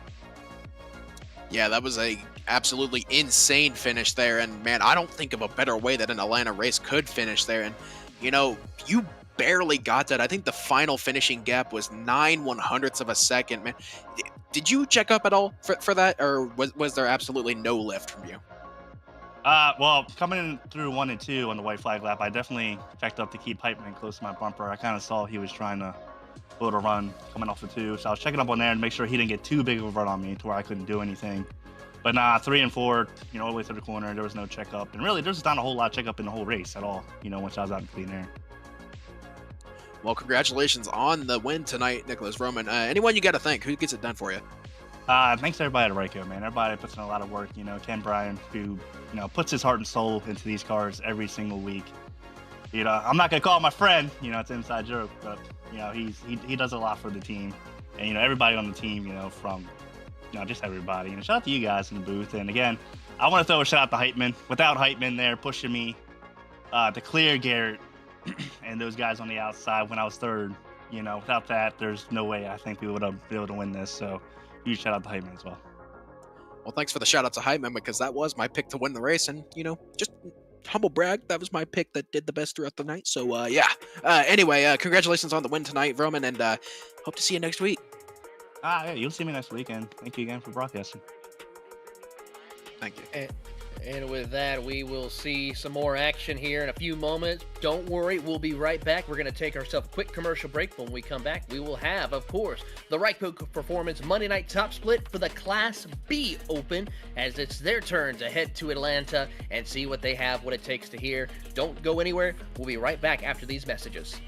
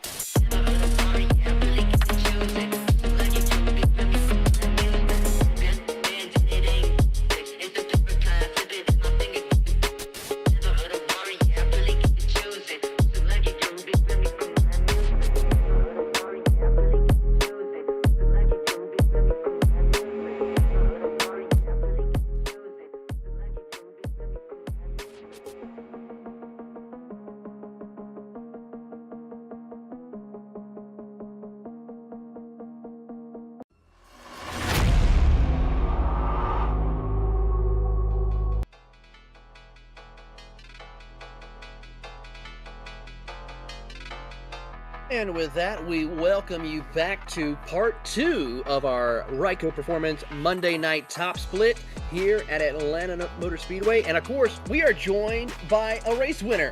He just got out of the driver's seat. He hops up in here to make his debut with GridVision. It's Nicholas Vroman joining us up in here. And Nick, I gotta say, this is the first to switch out the steering wheel for the microphone and get ready to have a little fun here with the B Open class that's about to take a run.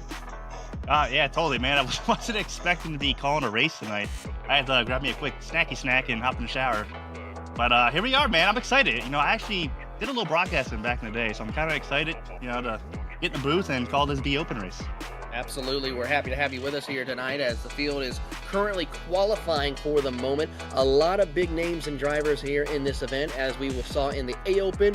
But with that, we're going to take a look at a couple of other exciting things here as we take a look at the standing after one race here at the Daytona. And it's so far Brendan Collier who holds the point standings by 320 points. Matt Press and then John Williams rounds out your top 3. Jimmy Norman, John Jenkins, Jared Carr, Peyton Howell. A couple of heavy hitters that we see competing in the Road to Pro Series, having some strong starts here to the season. Yeah, I don't know much of these guys, I'm not going to lie. But a lot of good names up there, I do know. Yep, absolutely. We see a couple of drivers who are going to be returning here at Atlanta Motor Speedway. Qualifying currently underway for your drivers here. And of course, similar to what we saw in the A Open race, here are our keys to victory here at this event. Of course, one thing is going to be managing your right front tires. Unlike Daytona, we're going to see a lot of drivers having to take care of that right front tire because it's going to wear. It's going to be a lot more higher speeds, a lot more wear and tear on the tires compared to what we saw at Daytona. So drivers are going to have to keep in mind of when to come down, and it's going to be 4 tires just about every time they come down pit road. Of course, we're at a drafting track, so it's time to avoid the chaos for a second week in a row for your drivers. We saw some chaos towards the end of the A Open race. Nicholas Vroman, of course, was able to avoid all of that to take home the checkered flag. And then finally, we saw some changes in lane choices. Drivers saw the outside lane as the preferred, but there was some hope and inclination that the inside lane can actually work. And of course, Nick, talk to us a little bit about that. We saw the outside lane really be the dominant line, but that inside lane, if given the chance, can absolutely come into play to help you propel yourself to the race win. Yeah, it is possible, as we've seen at A car, which just happened, but the B car is a different animal. I was able to run a few laps here this week, practicing with the B team, and this is definitely more of a draft lock type of track. You can't really generate a huge run, in my opinion, like you can in the A car, but if you got someone behind you do trust, and you can risk it a little bit and push through the corner, and you trust that guy in front of you who's able to hold onto that wheel and not wreck, that's how the inside lane, I think, is going to work here tonight. Absolutely. And of course, as the field works their way around, we'll go ahead and make our picks here for tonight. A couple of drivers that I'm going to be keeping an eye on. One driver, of course, is going to have to be, a driver me and Nick are both familiar with, part of the Ryco team. That's Tommy Gossett in the number 7. He's going to be my pick for taking home the checkered flag. Nick, who is one of those drivers you're going to be watching and seeing who takes home the checkered flag?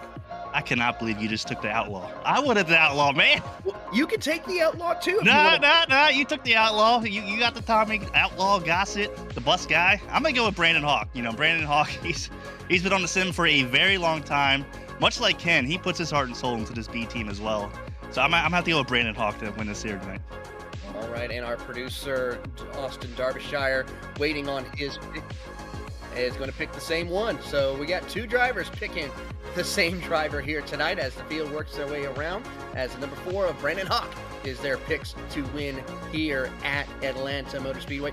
We got a couple of special guests joining us throughout the broadcast. Of course, if you were in the A Open race that just was happening a few moments ago and want to come up, give your thoughts about the A Open race, give your thoughts about how the B race is happening right now, by all means, hop up into the GridVision Discord and join us. We do have a special guest joining us here momentarily as soon as we give you your starting lineup and give you the rundown of the first few laps here. That's Garrett Maines, who had a good run, but unfortunately just coming to the line, got a bad push, and unfortunately could not take home that checkered flag. As we take a look at the weather, a little bit cooler compared to the A Open race that we happened.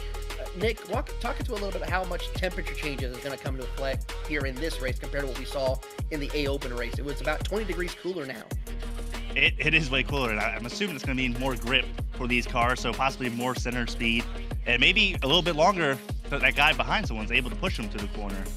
So that's definitely going to be interesting to see, with the difference in the temperature. We'll see how this plays out as qualifying has come to a close here, and it is time to give you your starting lineup for the B Open race here at Atlanta Motor Speedway. It is going to be Brandon Houck who will lead them to the green flag. He's going to be starting alongside the number 1 of Quentin Warman.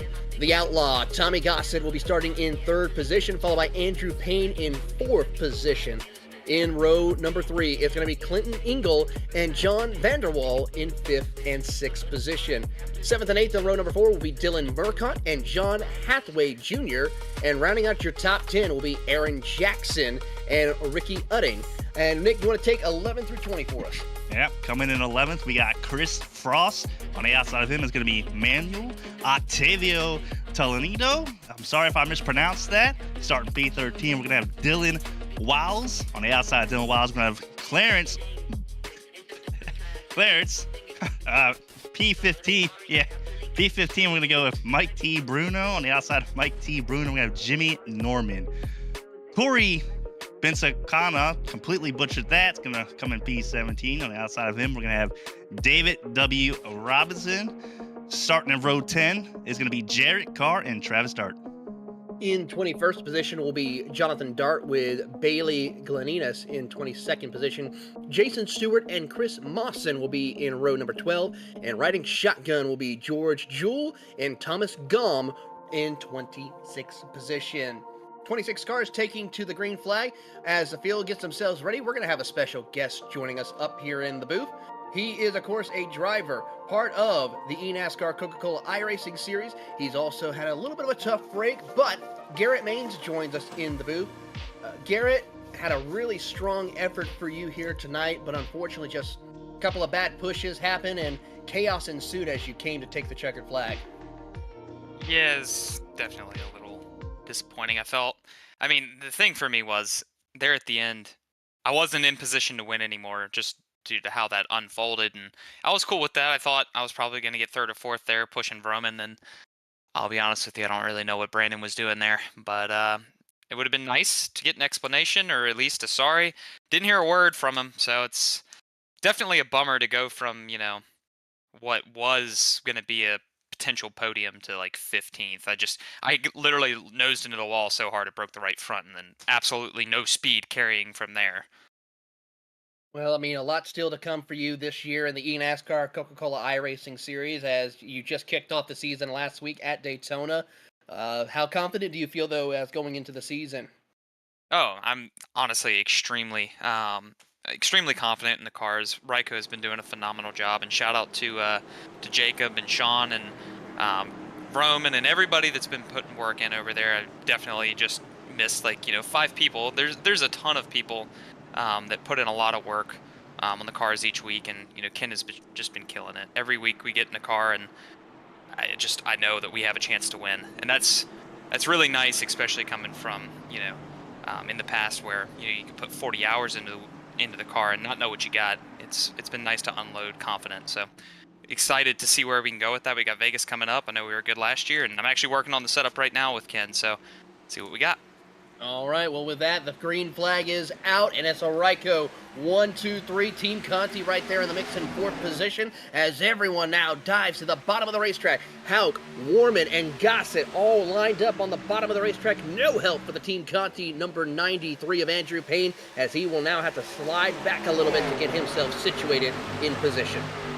And that works out perfectly for those 3 team cars right here. The Ryco guys up front, 1, 2, 3. They're going to work well together. They're going to try and keep the competition behind them this whole time. But honestly, this looks a little more single-filed out than I was expecting. Everyone just trying to mind their P's and Q's, get themselves in a situation to where they feel comfortable. It's a 90-lap run, so about 10 laps shorter than what we saw in the A Open race, so everyone's going to try to get themselves situated. Meanwhile, now the 12 machine of Dylan Murcott. He'll jump to the outside lane to see if he can get a push right there from Andrew Payne, but to no avail for the moment. He's now debating what to do. Is he going to go to the bottom? Is he going to stay to the top side? He's staying to the top, and they're making a run to the front. And from a driver standpoint, I think this is the right thing to do. You know, you're going to pick up at least 1, 2, possibly 3 positions and put yourself in a better spot if it comes to those green flag pit stops, so be it, or caution pit stops, to be able to possibly gain a lead from that way. And looks like they got a good little tandem here going with Payne pushing them. Yeah, we're seeing a lot more. We saw a lot more tandem drafting in the B Open races compared to the next gen car. Of course, the next gen cars have a little bit more of a different body style compared to these B cars, as well as different handling and everything like that. Will we see more of that here in this race compared to what we saw in the A Open, where it was more of momentum from multiple cars instead of this 2x2 tandem drafting, as already one driver dropping back Brandon Hauk to the back of the field? That was a interesting move right there for Brandon Hauk. Maybe he's trying to prove something.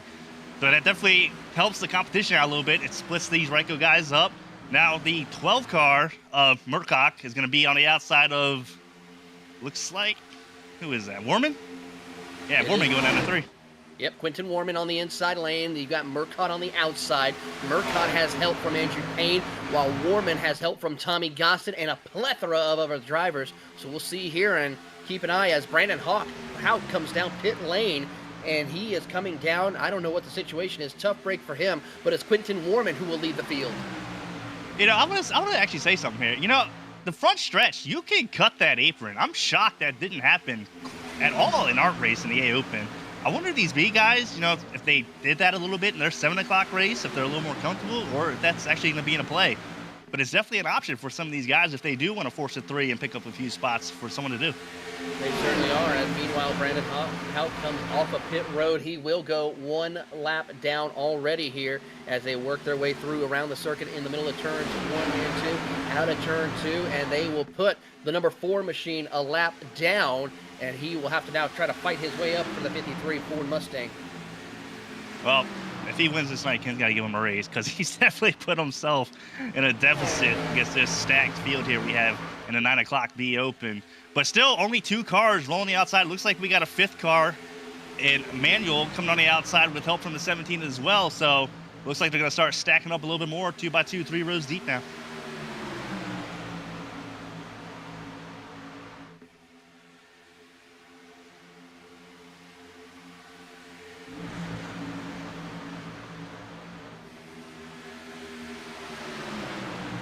As the outside line still just 3 cars on the outside. We can go a little farther back. The P12, Jimmy Norman starting to work his way up. It looks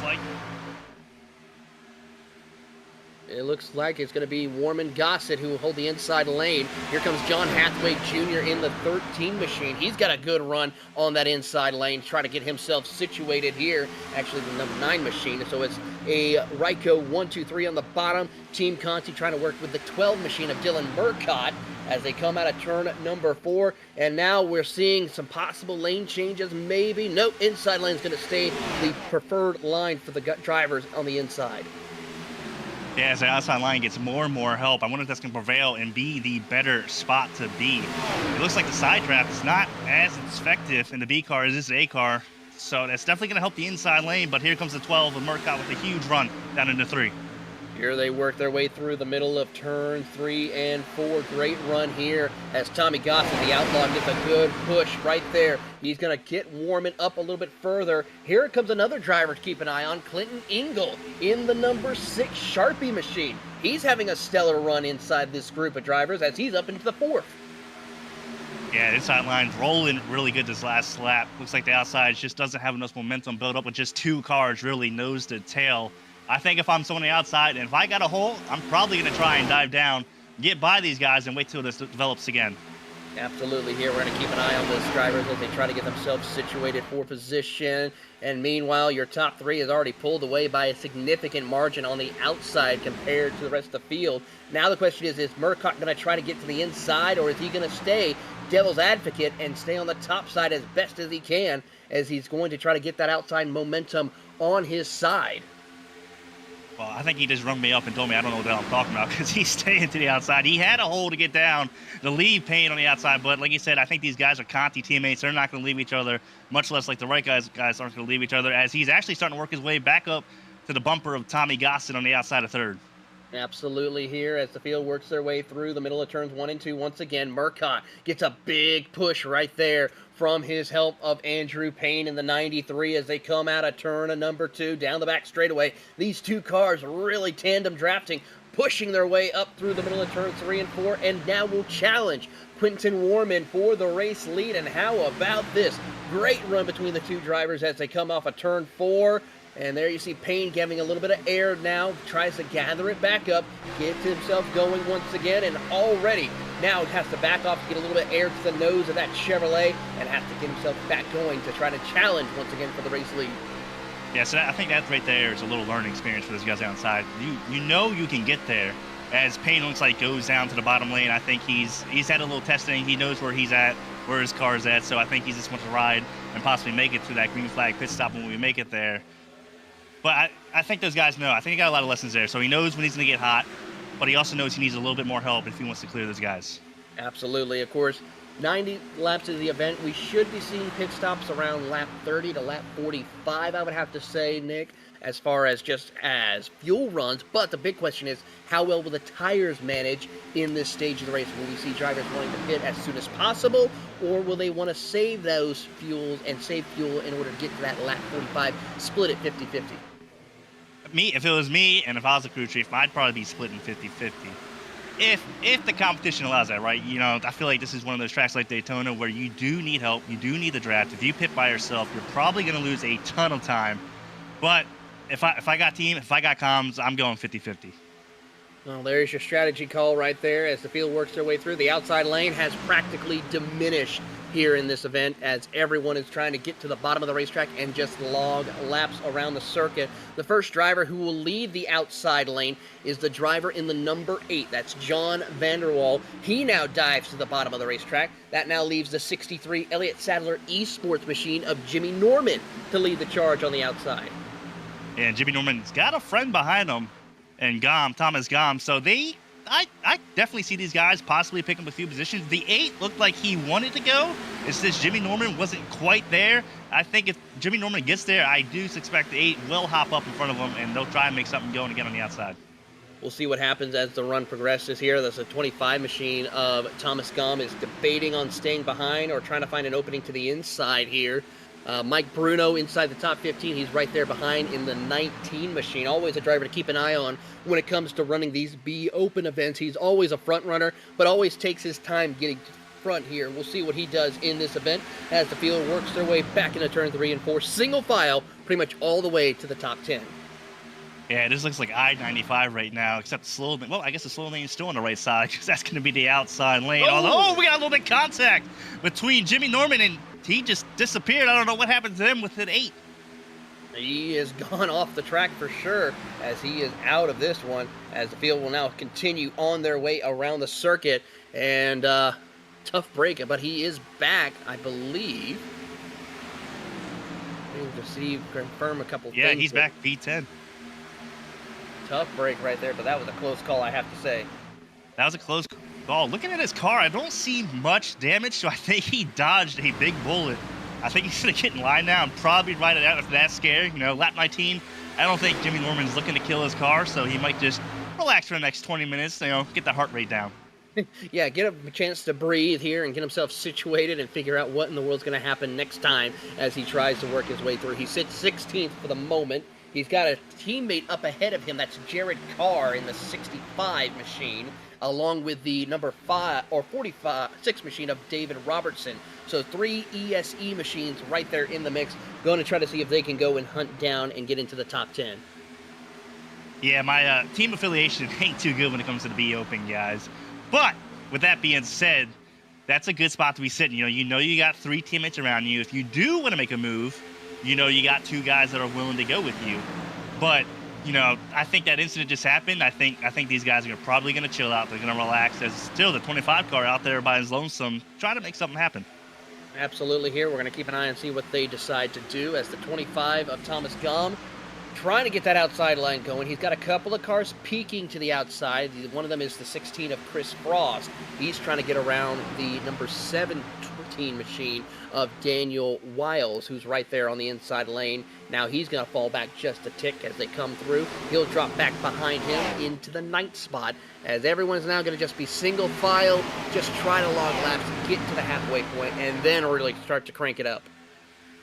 Yeah, I think if you're currently sitting top 10, I think you do log laps. Now, if you're talking 11, I might be trying to gain a couple spots. Here's the 17, gets loose in front of the 16. We got contact.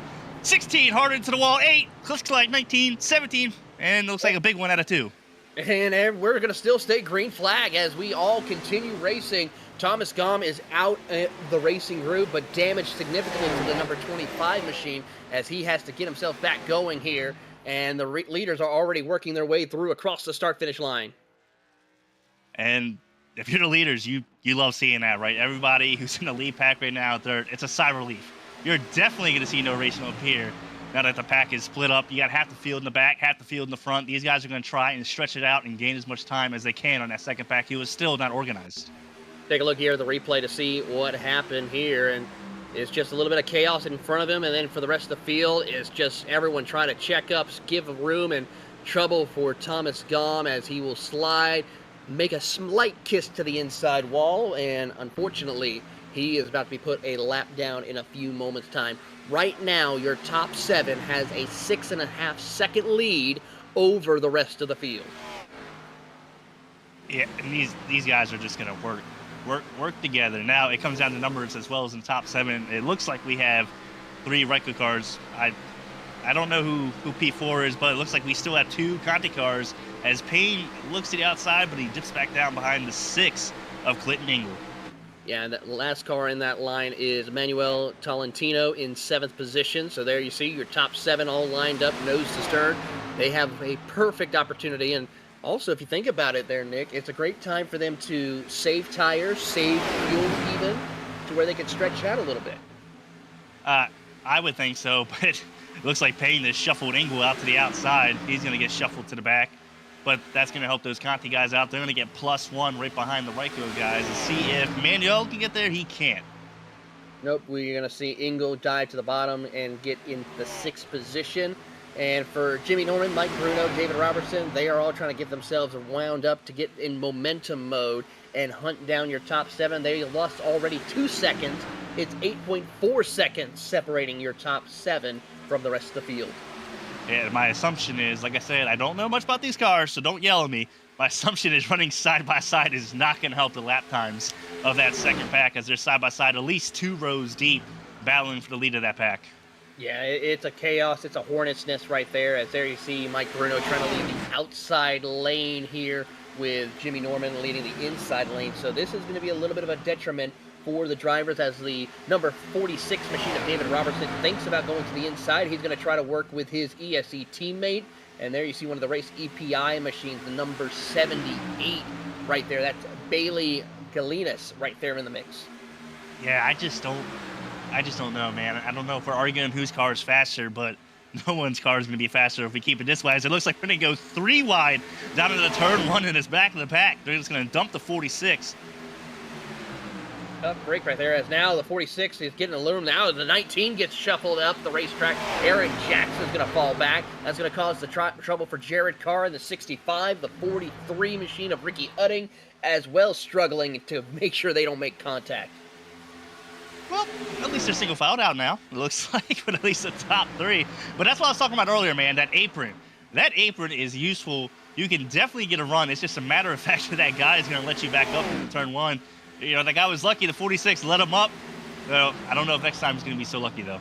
Absolutely. We're going to keep an eye and see how this plays out here. Coming up to 30 laps complete, 60 laps to go for your race leader, Quinton Warman, as now they have checked out to 10.5 seconds and growing here as the field works their way around. We're going to take a quick commercial break, but when we come back, we'll bring you more coverage here of the Ryco Performance Monday Night Top Split here at Atlanta.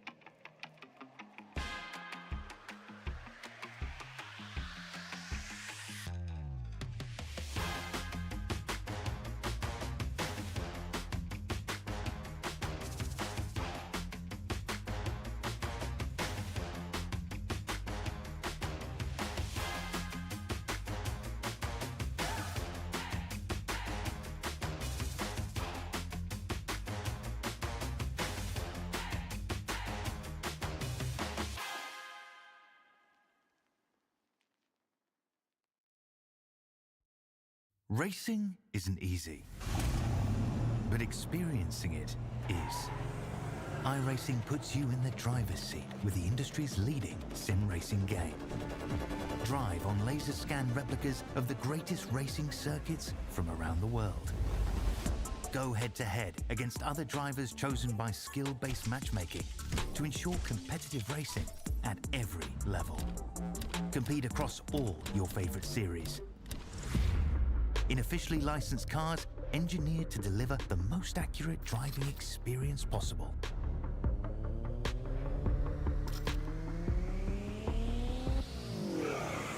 Join a race or host your own with players from across the globe. Race against the computer or in a league with friends. Feel the thrill behind the wheel. Visit iRacing.com.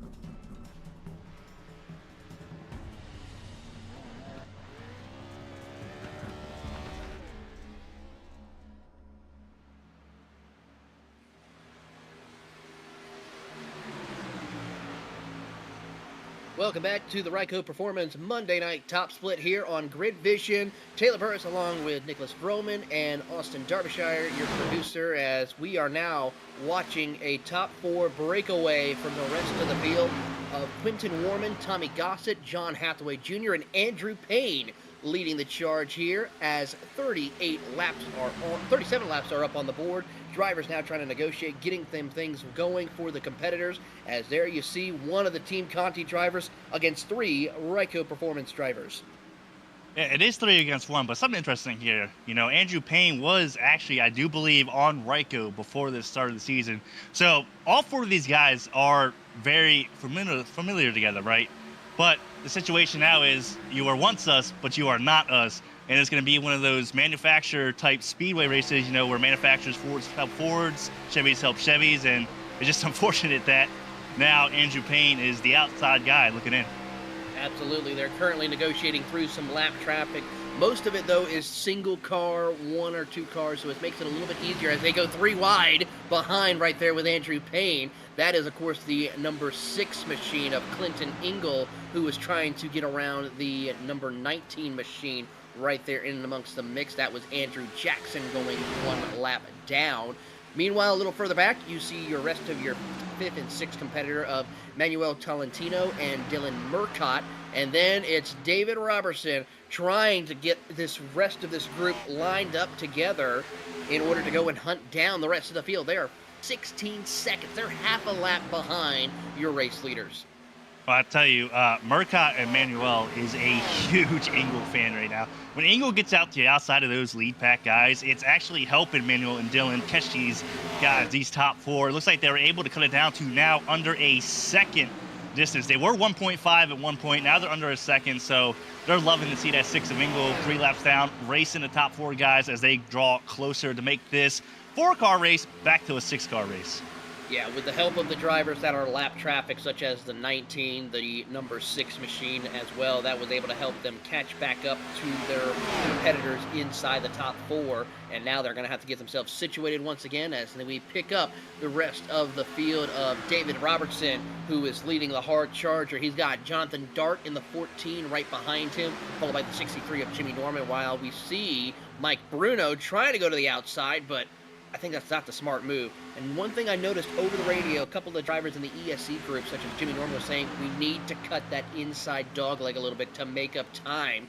Is that a smart move? I didn't see really any of that happening in the A Open race, but we're really seeing it now for the B Open. I do believe that is a very smart. And what you're doing now is not working anyway, right? What's the hurt going to be if you do try to do that? It ain't going to hurt you any because you're losing time as is.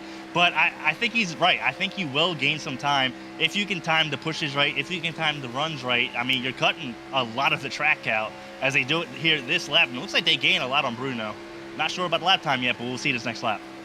Currently, it is 17 seconds. Their last time by, they ran a 31.6. Your race leaders ran 31.1. So half a second difference between your first group and your second group here.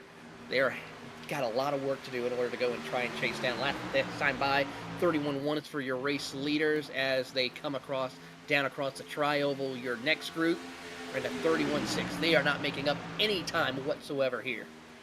I mean, like I said, you gotta try everything you can. Hell, you might even want to try the wall at this point, just to see if that could get you a little bit more time. I don't think that will do. I highly recommend not doing that strat, but I do condemn the the thought process that's going on in these drivers in the second pack, going, man, what can we do to catch this lead pack? It's just not fanning out yet.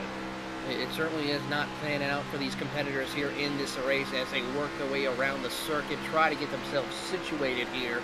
But so far, not going to work out as you ride on board with Quentin Warman as the field works their way through the middle of turns 3 and 4.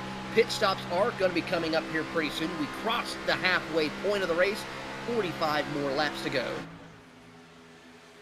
I would highly expect, I don't know what fuel strategy is at all. I don't know if these guys can go 50, 55, 60, but if I'm the top pack, I'm kind of watching each other. I think if the Ryco cars come down pit road, that's going to probably bring the Conti cars down next lap. Hopefully, 3 cars pitting compared to 2, you might be able to gain some time, possibly leapfrog these guys and split them up. Keep an eye on the competitors here as they work their way around the circuit. They do have some help. It's no longer a 4-car train in the lead pack. It's about a 8-car train, but of course half of those are lap cars in this group. So they have to get themselves situated, which is good for them in case these do come down pit road. They can get at least one, if not both of their laps back for some of them, such as Clinton Ingle, who's 3 laps down right at the moment. And Manuel and Dylan are just breathing a sigh of relief because I thought they were done. But they got together, they worked well together, and they were able to get back in this thing. So these guys are happy. I think they're going to ride to pit stops as we come to lap 48. Field working their way through, heading off into turns 1 and 2. Single file, no pressure whatsoever from any of your competitors inside the top 5. Meanwhile, a little further back, it's now gotten a little more organized this time around for David Robertson, Jonathan Dart, and Jimmy Norris. Trouble! One car is around the 10 machine of Travis Dart, and the caution is out.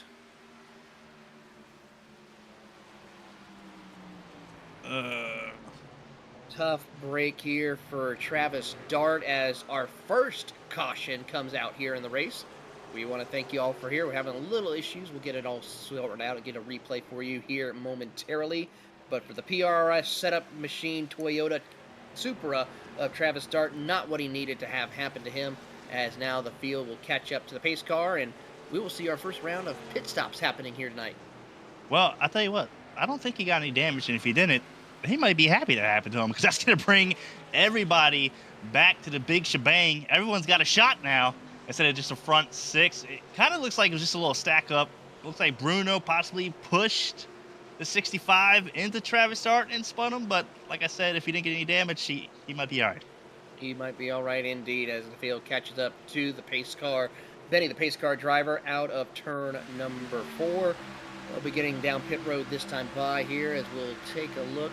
We need to get to the number 14 machine of Jonathan Dart. Or actually, no, not Jonathan Dart. That's the 26 machine we need. I try to get the number for you. 10. For our producer. Let's see here. That is going to be, yeah, the 10 of Travis Dart. There it is, right there. Yeah, and he didn't get any damage, so he's a little bit upset, but, I mean, how upset can you be? You just closed 18 seconds in a snap of the finger with no damage. I don't like being wrecked. No one likes being wrecked, but if all the wrecks, that's a good wreck in my opinion. Absolutely. And of course, as he stalls it a little bit on pit road, is he going to get going? He's really. There he goes. Finally goes off on pit road and can join the field. Quentin Warman will win the race off pit road. Then it's going to be David Robertson, Tommy Gossett, Andrew Payne, Manuel Tolentino, your top 5 as they race off of pit road. And I think the single file racing we just saw is out the window. I think we're going to go 2, maybe even 3 wide as the laps wind down. We're at lap 50 of 90. Was at 30 to go. It's going to be wild. It is going to be wild. It's going to be entertaining. We're happy to have you with us here on GridVision. Don't forget to subscribe, like, follow all of our social media platforms as we have more exciting racing happening later on this week, starting tomorrow with the Champions Power Equipment Truck Series. They take their turn at Atlanta Motor Speedway, so we'll see some truck racing action here. And then, of course, on Wednesday, it's the season opener of the Thunderclap Series as they head off to the World Center of Racing at Daytona International Speedway. On Thursday, we have the Route 66 Sprint Championship. They head to Road Atlanta, so watch Formula 3 cars and other competitors battle it out at Road Atlanta. And then we're back here at Atlanta to wrap up the week as we kick off the Ryco Performance Friday Night Top Split, as we will bring you coverage. That's right, we're covering the Top Split this time. We, of course, like to work with our partners at iRacing to make sure that they handle the top split events, so we will cover the second split last week, and it was an exciting one at Daytona last week. Nick, I'm pretty sure you had a chance to run in the 500. Yeah, and my 500 was pretty well, actually. I ran I think I finished 2 top 3s and a top 4 top 5s each race, so it was a good week here at the 500 for my camp. But as it looks like pace car lights are off, they're going to be going green this time as they get ready to round out of turn 4. Here they come out of turn number 4. Field is working their way through. Benny the pace car driver will make the hard left turn down onto pit road. Barney the flag man will have the green flag ready to go in hand. 2 of the hardest working men in iRacing as they come out of turn number 4 into the restart zone. And green flag is out. We're back racing here in Atlanta. And Warming gets a really good jump there, maybe almost too good of a jump, as the 46 of David W. Robinson is going to have a decision to make. Is he going to split these Ryco cars up? And it looks like he is. He's going to leave the Conti of Andrew Payne on the outside. New guy in second place that doesn't have a Ryco banner. David Robertson in the ESE, but already you see a switch change right there as Tommy Gossett, the outlaw, will take the different line and go to the outside lane and challenge Quentin Warman for the race lead. Andrew Payne will follow suit as everyone else jockeys around for position as, here comes Quentin Warman down pit road. I think he got a black flag. I think he pulled a Nick Roman. He got a black flag leading the pack to the flag. I've done that once before, done it a little too early, and that's probably what it's looking like what happened to him. And with that, the outlaw Tommy Gossett will take over the race lead here and lead the charge. Andrew Payne right there behind him as they make the run to turn 3. And if you're everybody else in this pack, you look at your chops.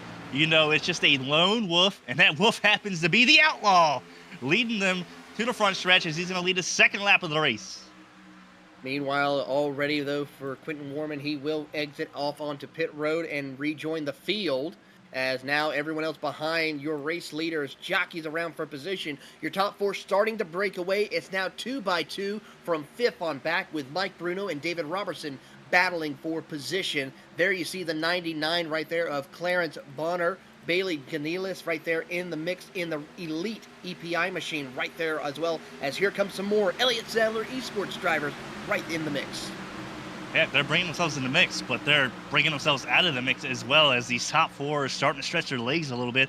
Got an 8/10 lead on 5th and 6th place as they battle side by side. These front 4 are working well together. They're going to try and break these guys behind them, but I don't think they're going to get it this time, as it looks like the 46 has got a huge run down in turn 3.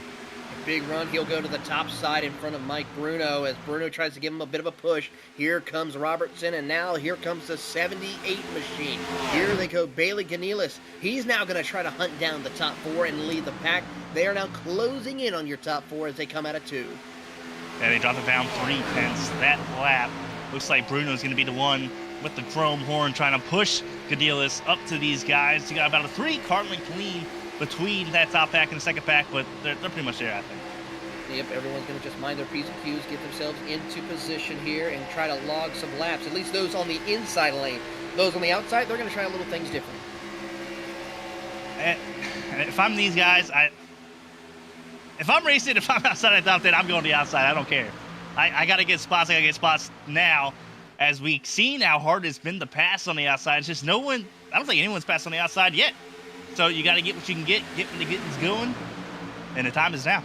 Yeah, absolutely here, and drivers are trying to do that here. We're coming up closing in on 30 laps to go for your race leaders here, and everyone's trying to find their way into the pecking order and into the chance to go and be in contention for the race lead, as we see Payne and Gossett holding strong with your race lead. And then, of course, you have Tolentino and Murcott, those who were in the contention all night long for the race lead.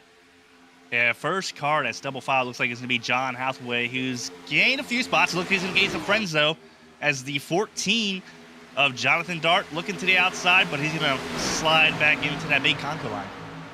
Big Congo line indeed, as everyone tries to get around here around the circuit at Atlanta Motor Speedway, hitting speeds of over 180 miles an hour before they enter into the corner, and everyone gets themselves situated for a good run out of turn number 2. Single file for the most part for drivers all the way back to about the 8th position here, as now the number 9 machine. Right there, he's making some big headway. That's John Hathaway Jr. He's got some big mo on his side. He propels up into the top 5 and wants more.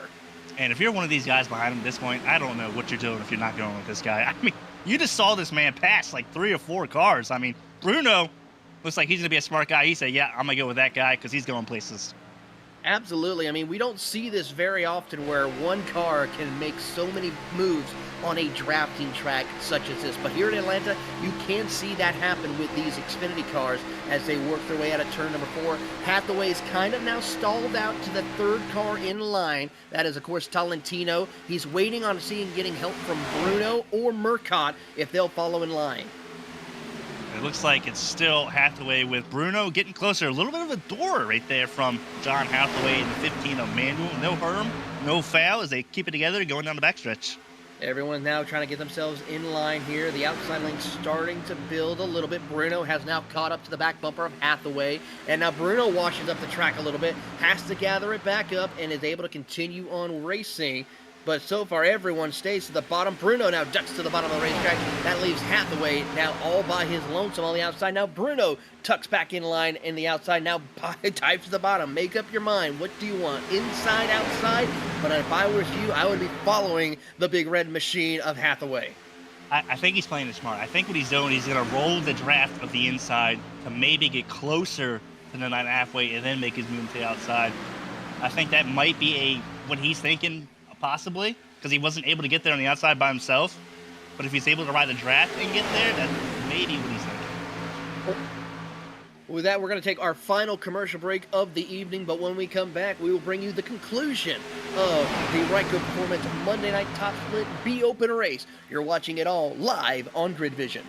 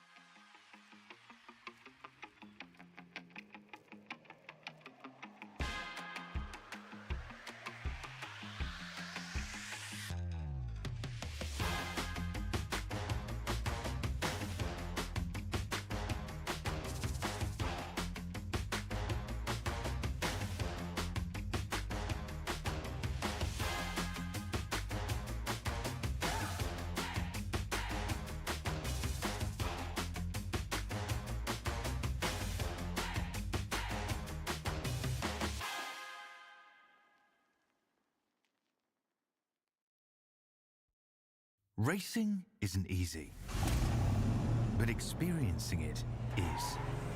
iRacing puts you in the driver's seat with the industry's leading sim racing game. Drive on laser scan replicas of the greatest racing circuits from around the world. Go head-to-head against other drivers chosen by skill-based matchmaking to ensure competitive racing at every level. Compete across all your favorite series. In officially licensed cars, engineered to deliver the most accurate driving experience possible.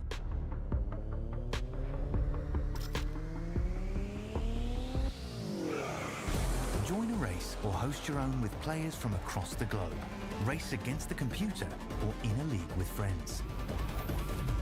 Feel the thrill behind the wheel. Visit iRacing.com.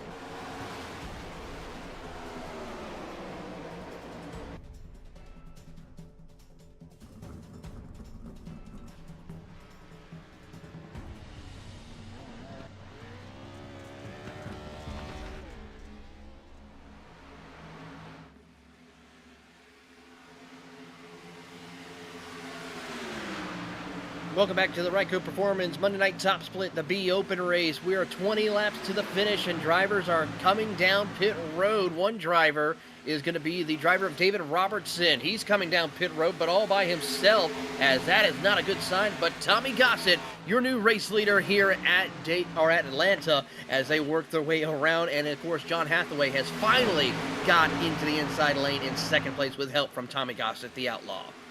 Yeah, I just don't know why there weren't any more takers on the outside. I mean, the guy did it by himself. You gotta follow someone who's going to the front, in my opinion. But absolutely, great piece of work from Hathaway there to be able to get up there, link up with his teammate Tommy the Outlaw Gossett as they're coming down with under 20 to go. Working their way through around the circuit as Tommy Gossett and, of course, John Hathaway will hold on to the top two spots for the moment.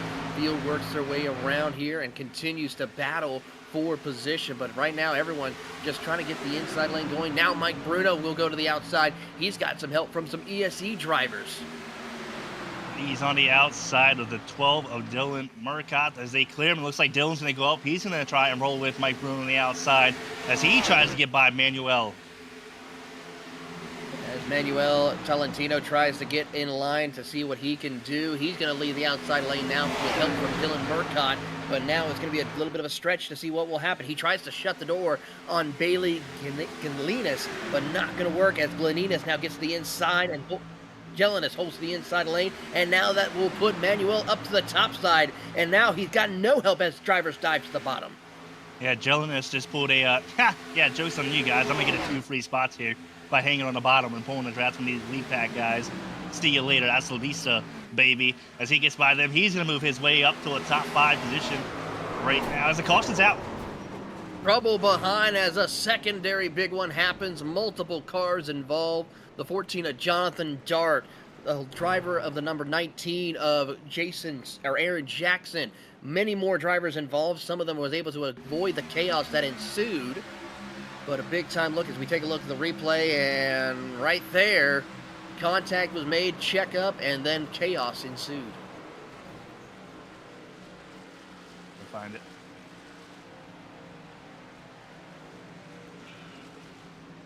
All right, we found it. Sorry, I'm a rookie here, guys. I'm sorry. It's all good. We'll take another look at the replay here and see just a little bit of a checkup from Bruno that then caused the 65 machine to have a little bit of a checkup as well. And then, of course, for Travis Dart, he just got collected up in it. taking out multiple drivers involved in this situation, such as, of course, drivers such as the 14 machine, as well as many more. Jonathan Dart involved with this one. Tough break for the 2 Toyota drivers, and many more. Yeah, you hate to see it. It's just a big accordion when everybody's on the bottom. It looks like people are going to come down pit road. I do believe that's the right call. I was kind of debating on if they should stay out. I don't know how big tires here, but it goes to show you, it looks like everybody believes tires is the way to go. I think this is going to be the last pit stop. Looks like to be the last pit stop of the race. Coming when we go back green, should be 10 laps to go for your field of drivers, as everyone now tries to get their pit stops completed. 4 tires and fuel for everyone here for the most part. Yeah, this is the money stop. You're going to want to be the lead coming off of pit road. It looks like the 12 is off pit road first. I don't know if he took 2 or whatnot. And it looks like to be a 2-tire stop and fuel for Dylan Murcott. He will win the race off pit road, followed by Tommy Gossett, Andrew Payne, John Hathaway, and of course Bailey in the number 78 machine will round out your top 5. So we'll see how this will play out with a 2-tire stop. We've seen it work, but it's going to be a little difficult to see how this will play out for him in this race. I like the call. If it ain't working, try something else. And he tried something else. The only unfortunate thing is he's the only one that tried the something else. And if it don't work, you're going to go back. You're going to go back fast. But I think, under 15 to go, maybe a few more cautions, the racing's going to pick up. You might be able to sneak your way into this win. And with that, that will allow Quentin Warman to get back on the lead lap. So he will now join the field, making it 20 cars on the lead lap. It's going to be Corey Biancalani, who will be the first car 1 lap down. Thomas Gaume, Clinton Ingle, and Chris Frost also laps down, with Brandon Hauk out of the race.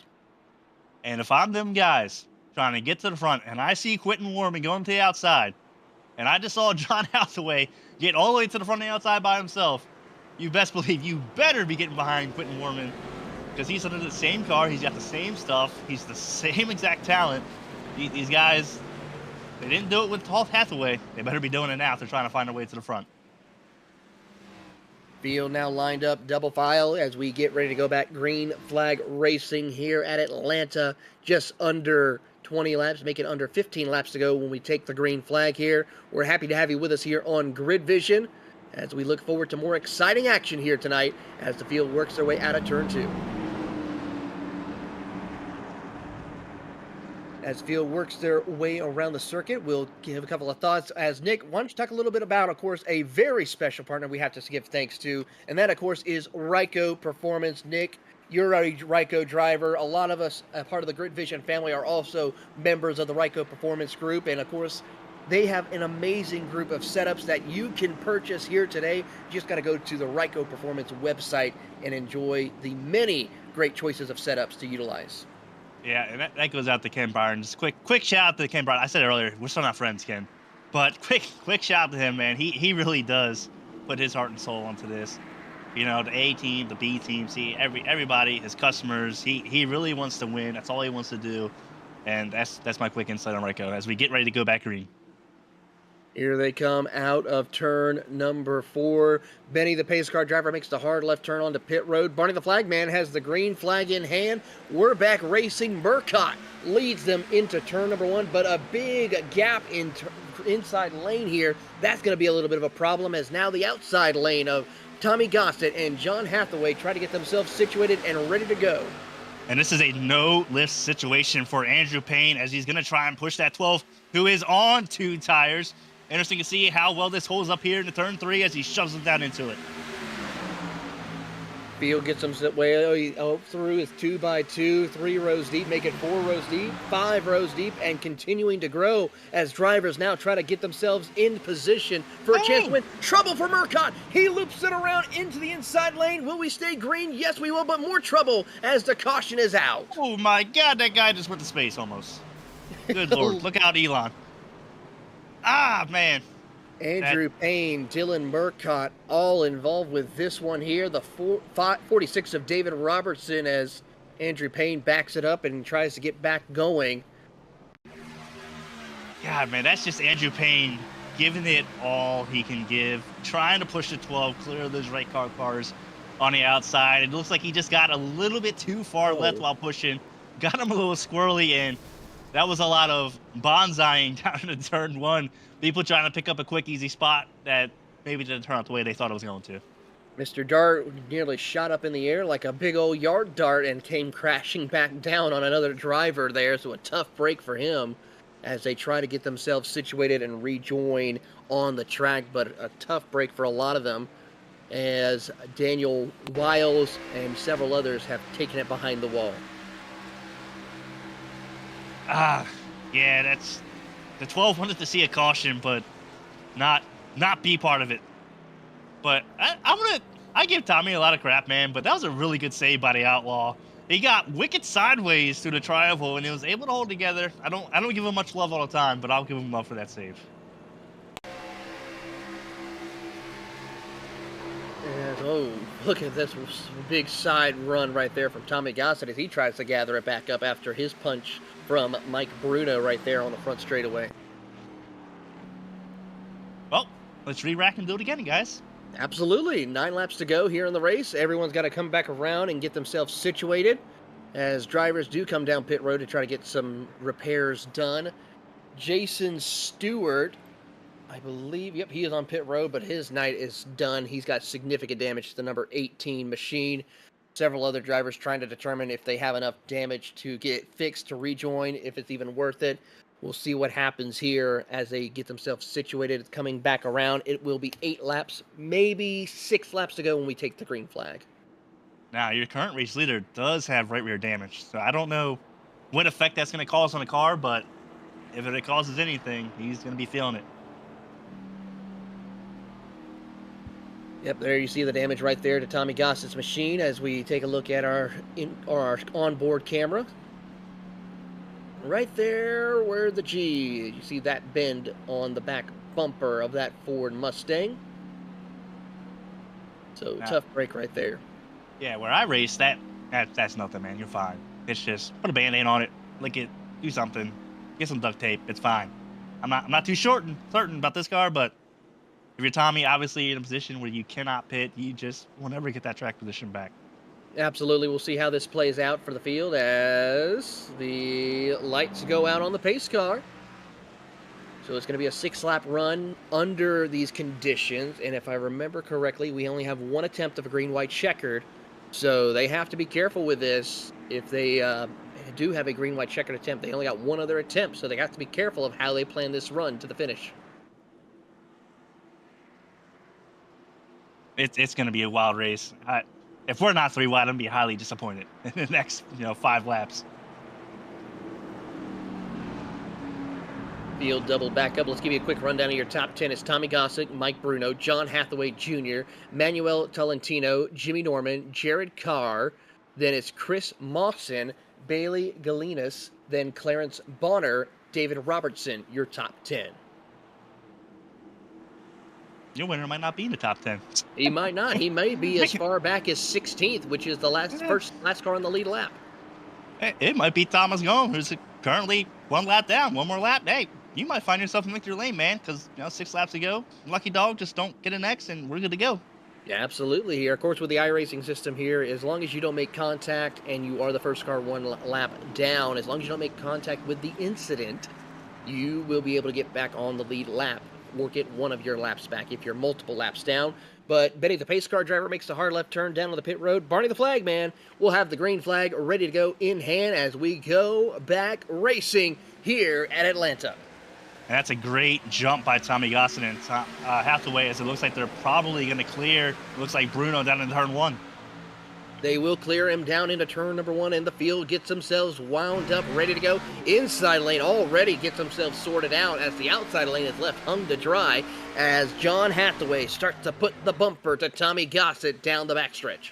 And Manuel is going to be the first person to test the outside. He's got some help from the 78. Looks like Bruno is going to look at the outside as well. Outside starting to form. Mike Bruno, a longtime competitor in the B Open, always one to keep an eye on when it comes to these races here as he makes a run up through the top of the field here as they come out of across the line. It's going to be 8 laps to go. Make it 6 laps to go here as they cross the line. Top line's a little tighter together now. All right, we're good to go. Plenty of time now. Let's just work together, work the pushes together, get a little trio tandem possibly to be able to make up that time get side by side with the Outlaw and give it to him and try and win this thing. Here they come out of turn 3 and 4. It's Tommy Gossett holds the inside lane. Mike Bruno on the outside. Bruno tries to see if he can catch up to John Hathaway Jr., but not going to work this time. Hathaway is now stuck. He's now side by side with Bruno as Bruno gets a big punch from Tolentino. Yep, inch by inch. Plenty of time. They're working well together up here on the outside as they've almost got to the outside of Hathaway. Here comes a big shot from Manuel down into 3. Here comes Bruno. He will get to the outside of John Hathaway. Can he challenge the driver of Tommy Gossett, the Outlaw? On the outside, not quite yet. Slight contact between Hathaway and Bruno as they cross the line. The big high five from Barney the Flagman. And Quentin Warman forces it 3 wide down into turn 1. He's going to give, looks like Bailey, the shuffle out of this pack. He's going to move his way to 3rd on the outside line as Tommy's still leading this thing. Looks like the damage ain't hurting him too bad. 12 cars in contention for the race to win, all separated by 1 second here as they work their way out of turn number 4. It's a catch-22 as Thomas Warman, he's stuck in the middle. He's got to try to find an opening here to see if he can get his way further and challenge for the race win. Yeah, Warman's going to force it 3 wide again down into turn 1. Looks like it's working. Looks like he's going to pick up another spot. He's going to be the 2nd car down the outside, pushing Bruno. If I'm Bruno, I'm not letting Warman to the inside. You saw him do it to 2 cars behind you. You better be pinching these guys down. Hold your line as a little bit of checkup further back as drivers try to get themselves situated. Jared Carr almost sent it around there along with the 65 machine as well as they get themselves going. Coming across the line, 3 laps to go for your race leaders as here comes Bruno and Warman on the outside.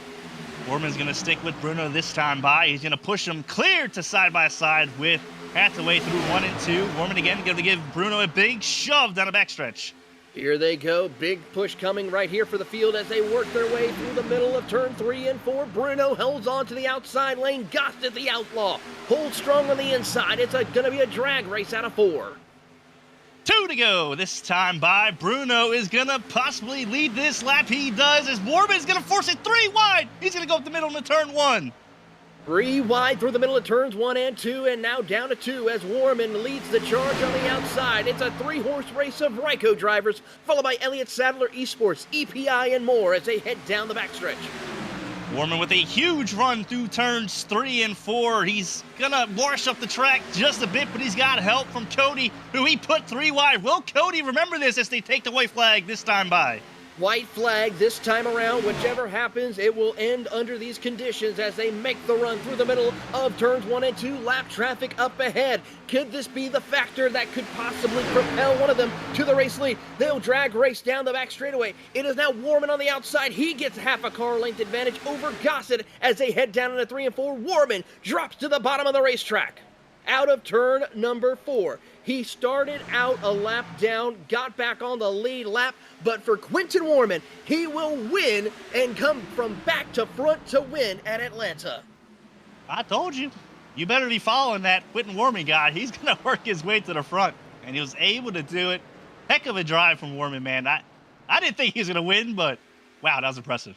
Absolutely impressive run from the number 1 machine of Quentin Warman. A big points night for him, as well as he is going to be one to watch in the Road to Pro qualifying series later on as they head to Las Vegas in a couple of weeks' time. And he will come around and burn it down here at Atlanta. Yeah, Warman, Vroman, our names both into man. What's up, man? You just found your way to victory lane in the 9 o'clock SOFB Open race. Man, that was wild. What a wild race. What a wild finish here at Atlanta as Quentin Warman captures the flag here at Atlanta and will come around to burn it down and celebration. It's a sweep for Ryco Performance here tonight as well for the Monday Night Top Split. So how about that? That's just the heart and soul, man, that's put into this team. You know, everybody on this team, you know, we give each other hell. I meme the team half to death. They all may hate me, but, you know, we all work together, man. It's all about winning at the end of the day, and I know Ken's very excited to get this done tonight here and sweeping the SOF races. Well, how about this? Quentin Warman is your race winner, followed by Tommy Gossett in 2nd. Bailey Linus is in 3rd. John Hathaway 4th. Manuel Tolentino 5th. Jimmy Norman 6th. Mike Bruno 7th. Jared Carr 8th. David Robertson 9th with Ricky Udding rounding out your top 10. And coming in 11th, I'm going to do without a chuckle this time. Coming in 11th is going to be Clarence Bonner. 12th is going to be Chris Mawson. Jonathan Dart, 13th. 14th, we got Aaron J. Jackson. Travis Dart coming in 15th. Thomas Gomes, 16th. Clint Engel coming in 17th. Chris Frost, P18. Dylan Burkett, who had a heck of a race, took 2 cars. I think that was still a good call by him. Didn't work out, but I think it was still a good call, coming in 19th. And rounding out your top 20 is going to be John Vanderwall. Yep, as the rest of the field works their way through, it was going to be Jason Stewart who comes home 20th, 21st, Andrew Payne, John Vanderwall 22nd, Corey Biarclana in 23rd, Daniel Wiles, Brandon Hauk, and George Duel rounding out your 26-car field. Well, Nick, for your debut here on GridVision, I have to say it's been an exciting one for you here with the B Open Series. Yeah, I had a good time, man. Like I said, I used to broadcast a long time ago back on NASCAR Heat when they had the spectate. I mean, I'm talking years. It's been a while. It's been fun to actually get back up here in the booth again. A little rusty at times. Didn't know what the heck to say. Didn't know what I was doing with my hands. But, hey, we finished it. I thought I didn't do half bad. It was fun. Well, we absolutely appreciate you, as we will go ahead and bring it to a close here for final commercials. Give a chance maybe to see if any of our winners will come up and join us in the booth. You're watching the Ryco Performance Monday Night Top Split live on GridVision.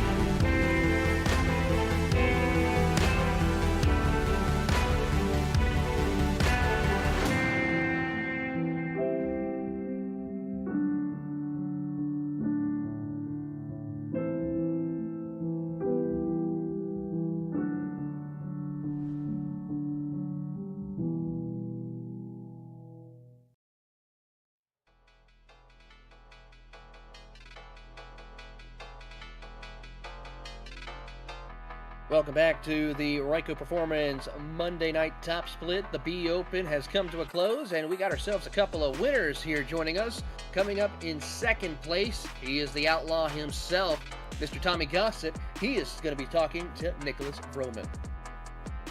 All right, Tommy, you got me? Unfortunately. You know, I want to say I complimented you during this race, during that save down the front stretch. I said, that was a wicked save by Tommy. I got to give it to him. But, man, P2, coming to the white flag, I thought maybe you had it, but Warman just had so much momentum on the outside. Were you possibly thinking about throwing a block on him, or was it just, man, let's just get to the checker flag and see where we finish? He had a Ryco logo on his hood, so there was no blocking. If it was anybody else other than John or him, yeah, I'd have blocked it, but there's no... We won at the end of the day. It don't matter if I got second or first. Ryco got one, too, so that's what matters. Well, you're better than the 18 because that was hi guys. We be throwing blocks on each other like no tomorrow. I've wrecked enough teammates. I needed to take a week off. Gotcha, man. Congratulations on the P2 finish. Would you like to throw any shout outs out there? Of course, I want to thank you to Ryco. I gotta also thank Gossip Bus Lines, Nadora Healthcare, Sim Seats, and my mama and God. And thank y'all for the wonderful broadcast. Appreciate y'all doing it. All right, well, you're still a bozo, but thank you. Bozo Express, baby. Well, a great run for Mr. Tommy Gossett, as we're now joined by the race winner. He started up towards the front, had some issues, dropped back, but was able to gather it back up. Mr. Quentin Warman comes home with the race victory. Quentin, I mean, from 21st to 1st, I mean, not a bad way to end the night here. Yeah, that race was an absolute roller coaster. I made so many 3-wide moves towards the end that I thought I was wrecking the field at least 3 times. I don't know how I was able to get up there. That was a crazy race. Absolutely. What was your thoughts, though, when you ended up, that one lap down after that incident where you had to get yourself back going? Did you think you had anything to get back up to the race lead? My tires were still pretty fresh, so I thought I had a decent amount of speed. And the set was absolutely insane, so I was able to just roll the top and pass people no matter where I was. Well, Quentin, before we let you go and celebrate this victory, anyone you'd like to give a shout out to? All the guys at Ryco Performance, Ken, Brandon, these sets were absolutely insane. I just like to thank them for working on them all the time. And I'd like to thank y'all for putting on the broadcast as well. Absolutely. Well, that is Quentin Warman, your race winner here tonight in the B Open race. We're not done with Atlanta yet. We still got some more exciting races happening throughout the week, starting tomorrow, where we have the Champions Power Equipment Truck Series head off to Atlanta Motor Speedway with the trucks. We'll see who comes out on top in that event, followed up with the season opener of the Thunderclap iRacing Series as they head to the World Center of Racing. And then, of course, we'll be back here at Atlanta for Friday night for the Ryco Performance Friday Night Top Split event with the NASCAR Cup cars. But for that, it is time that we come to a conclusion.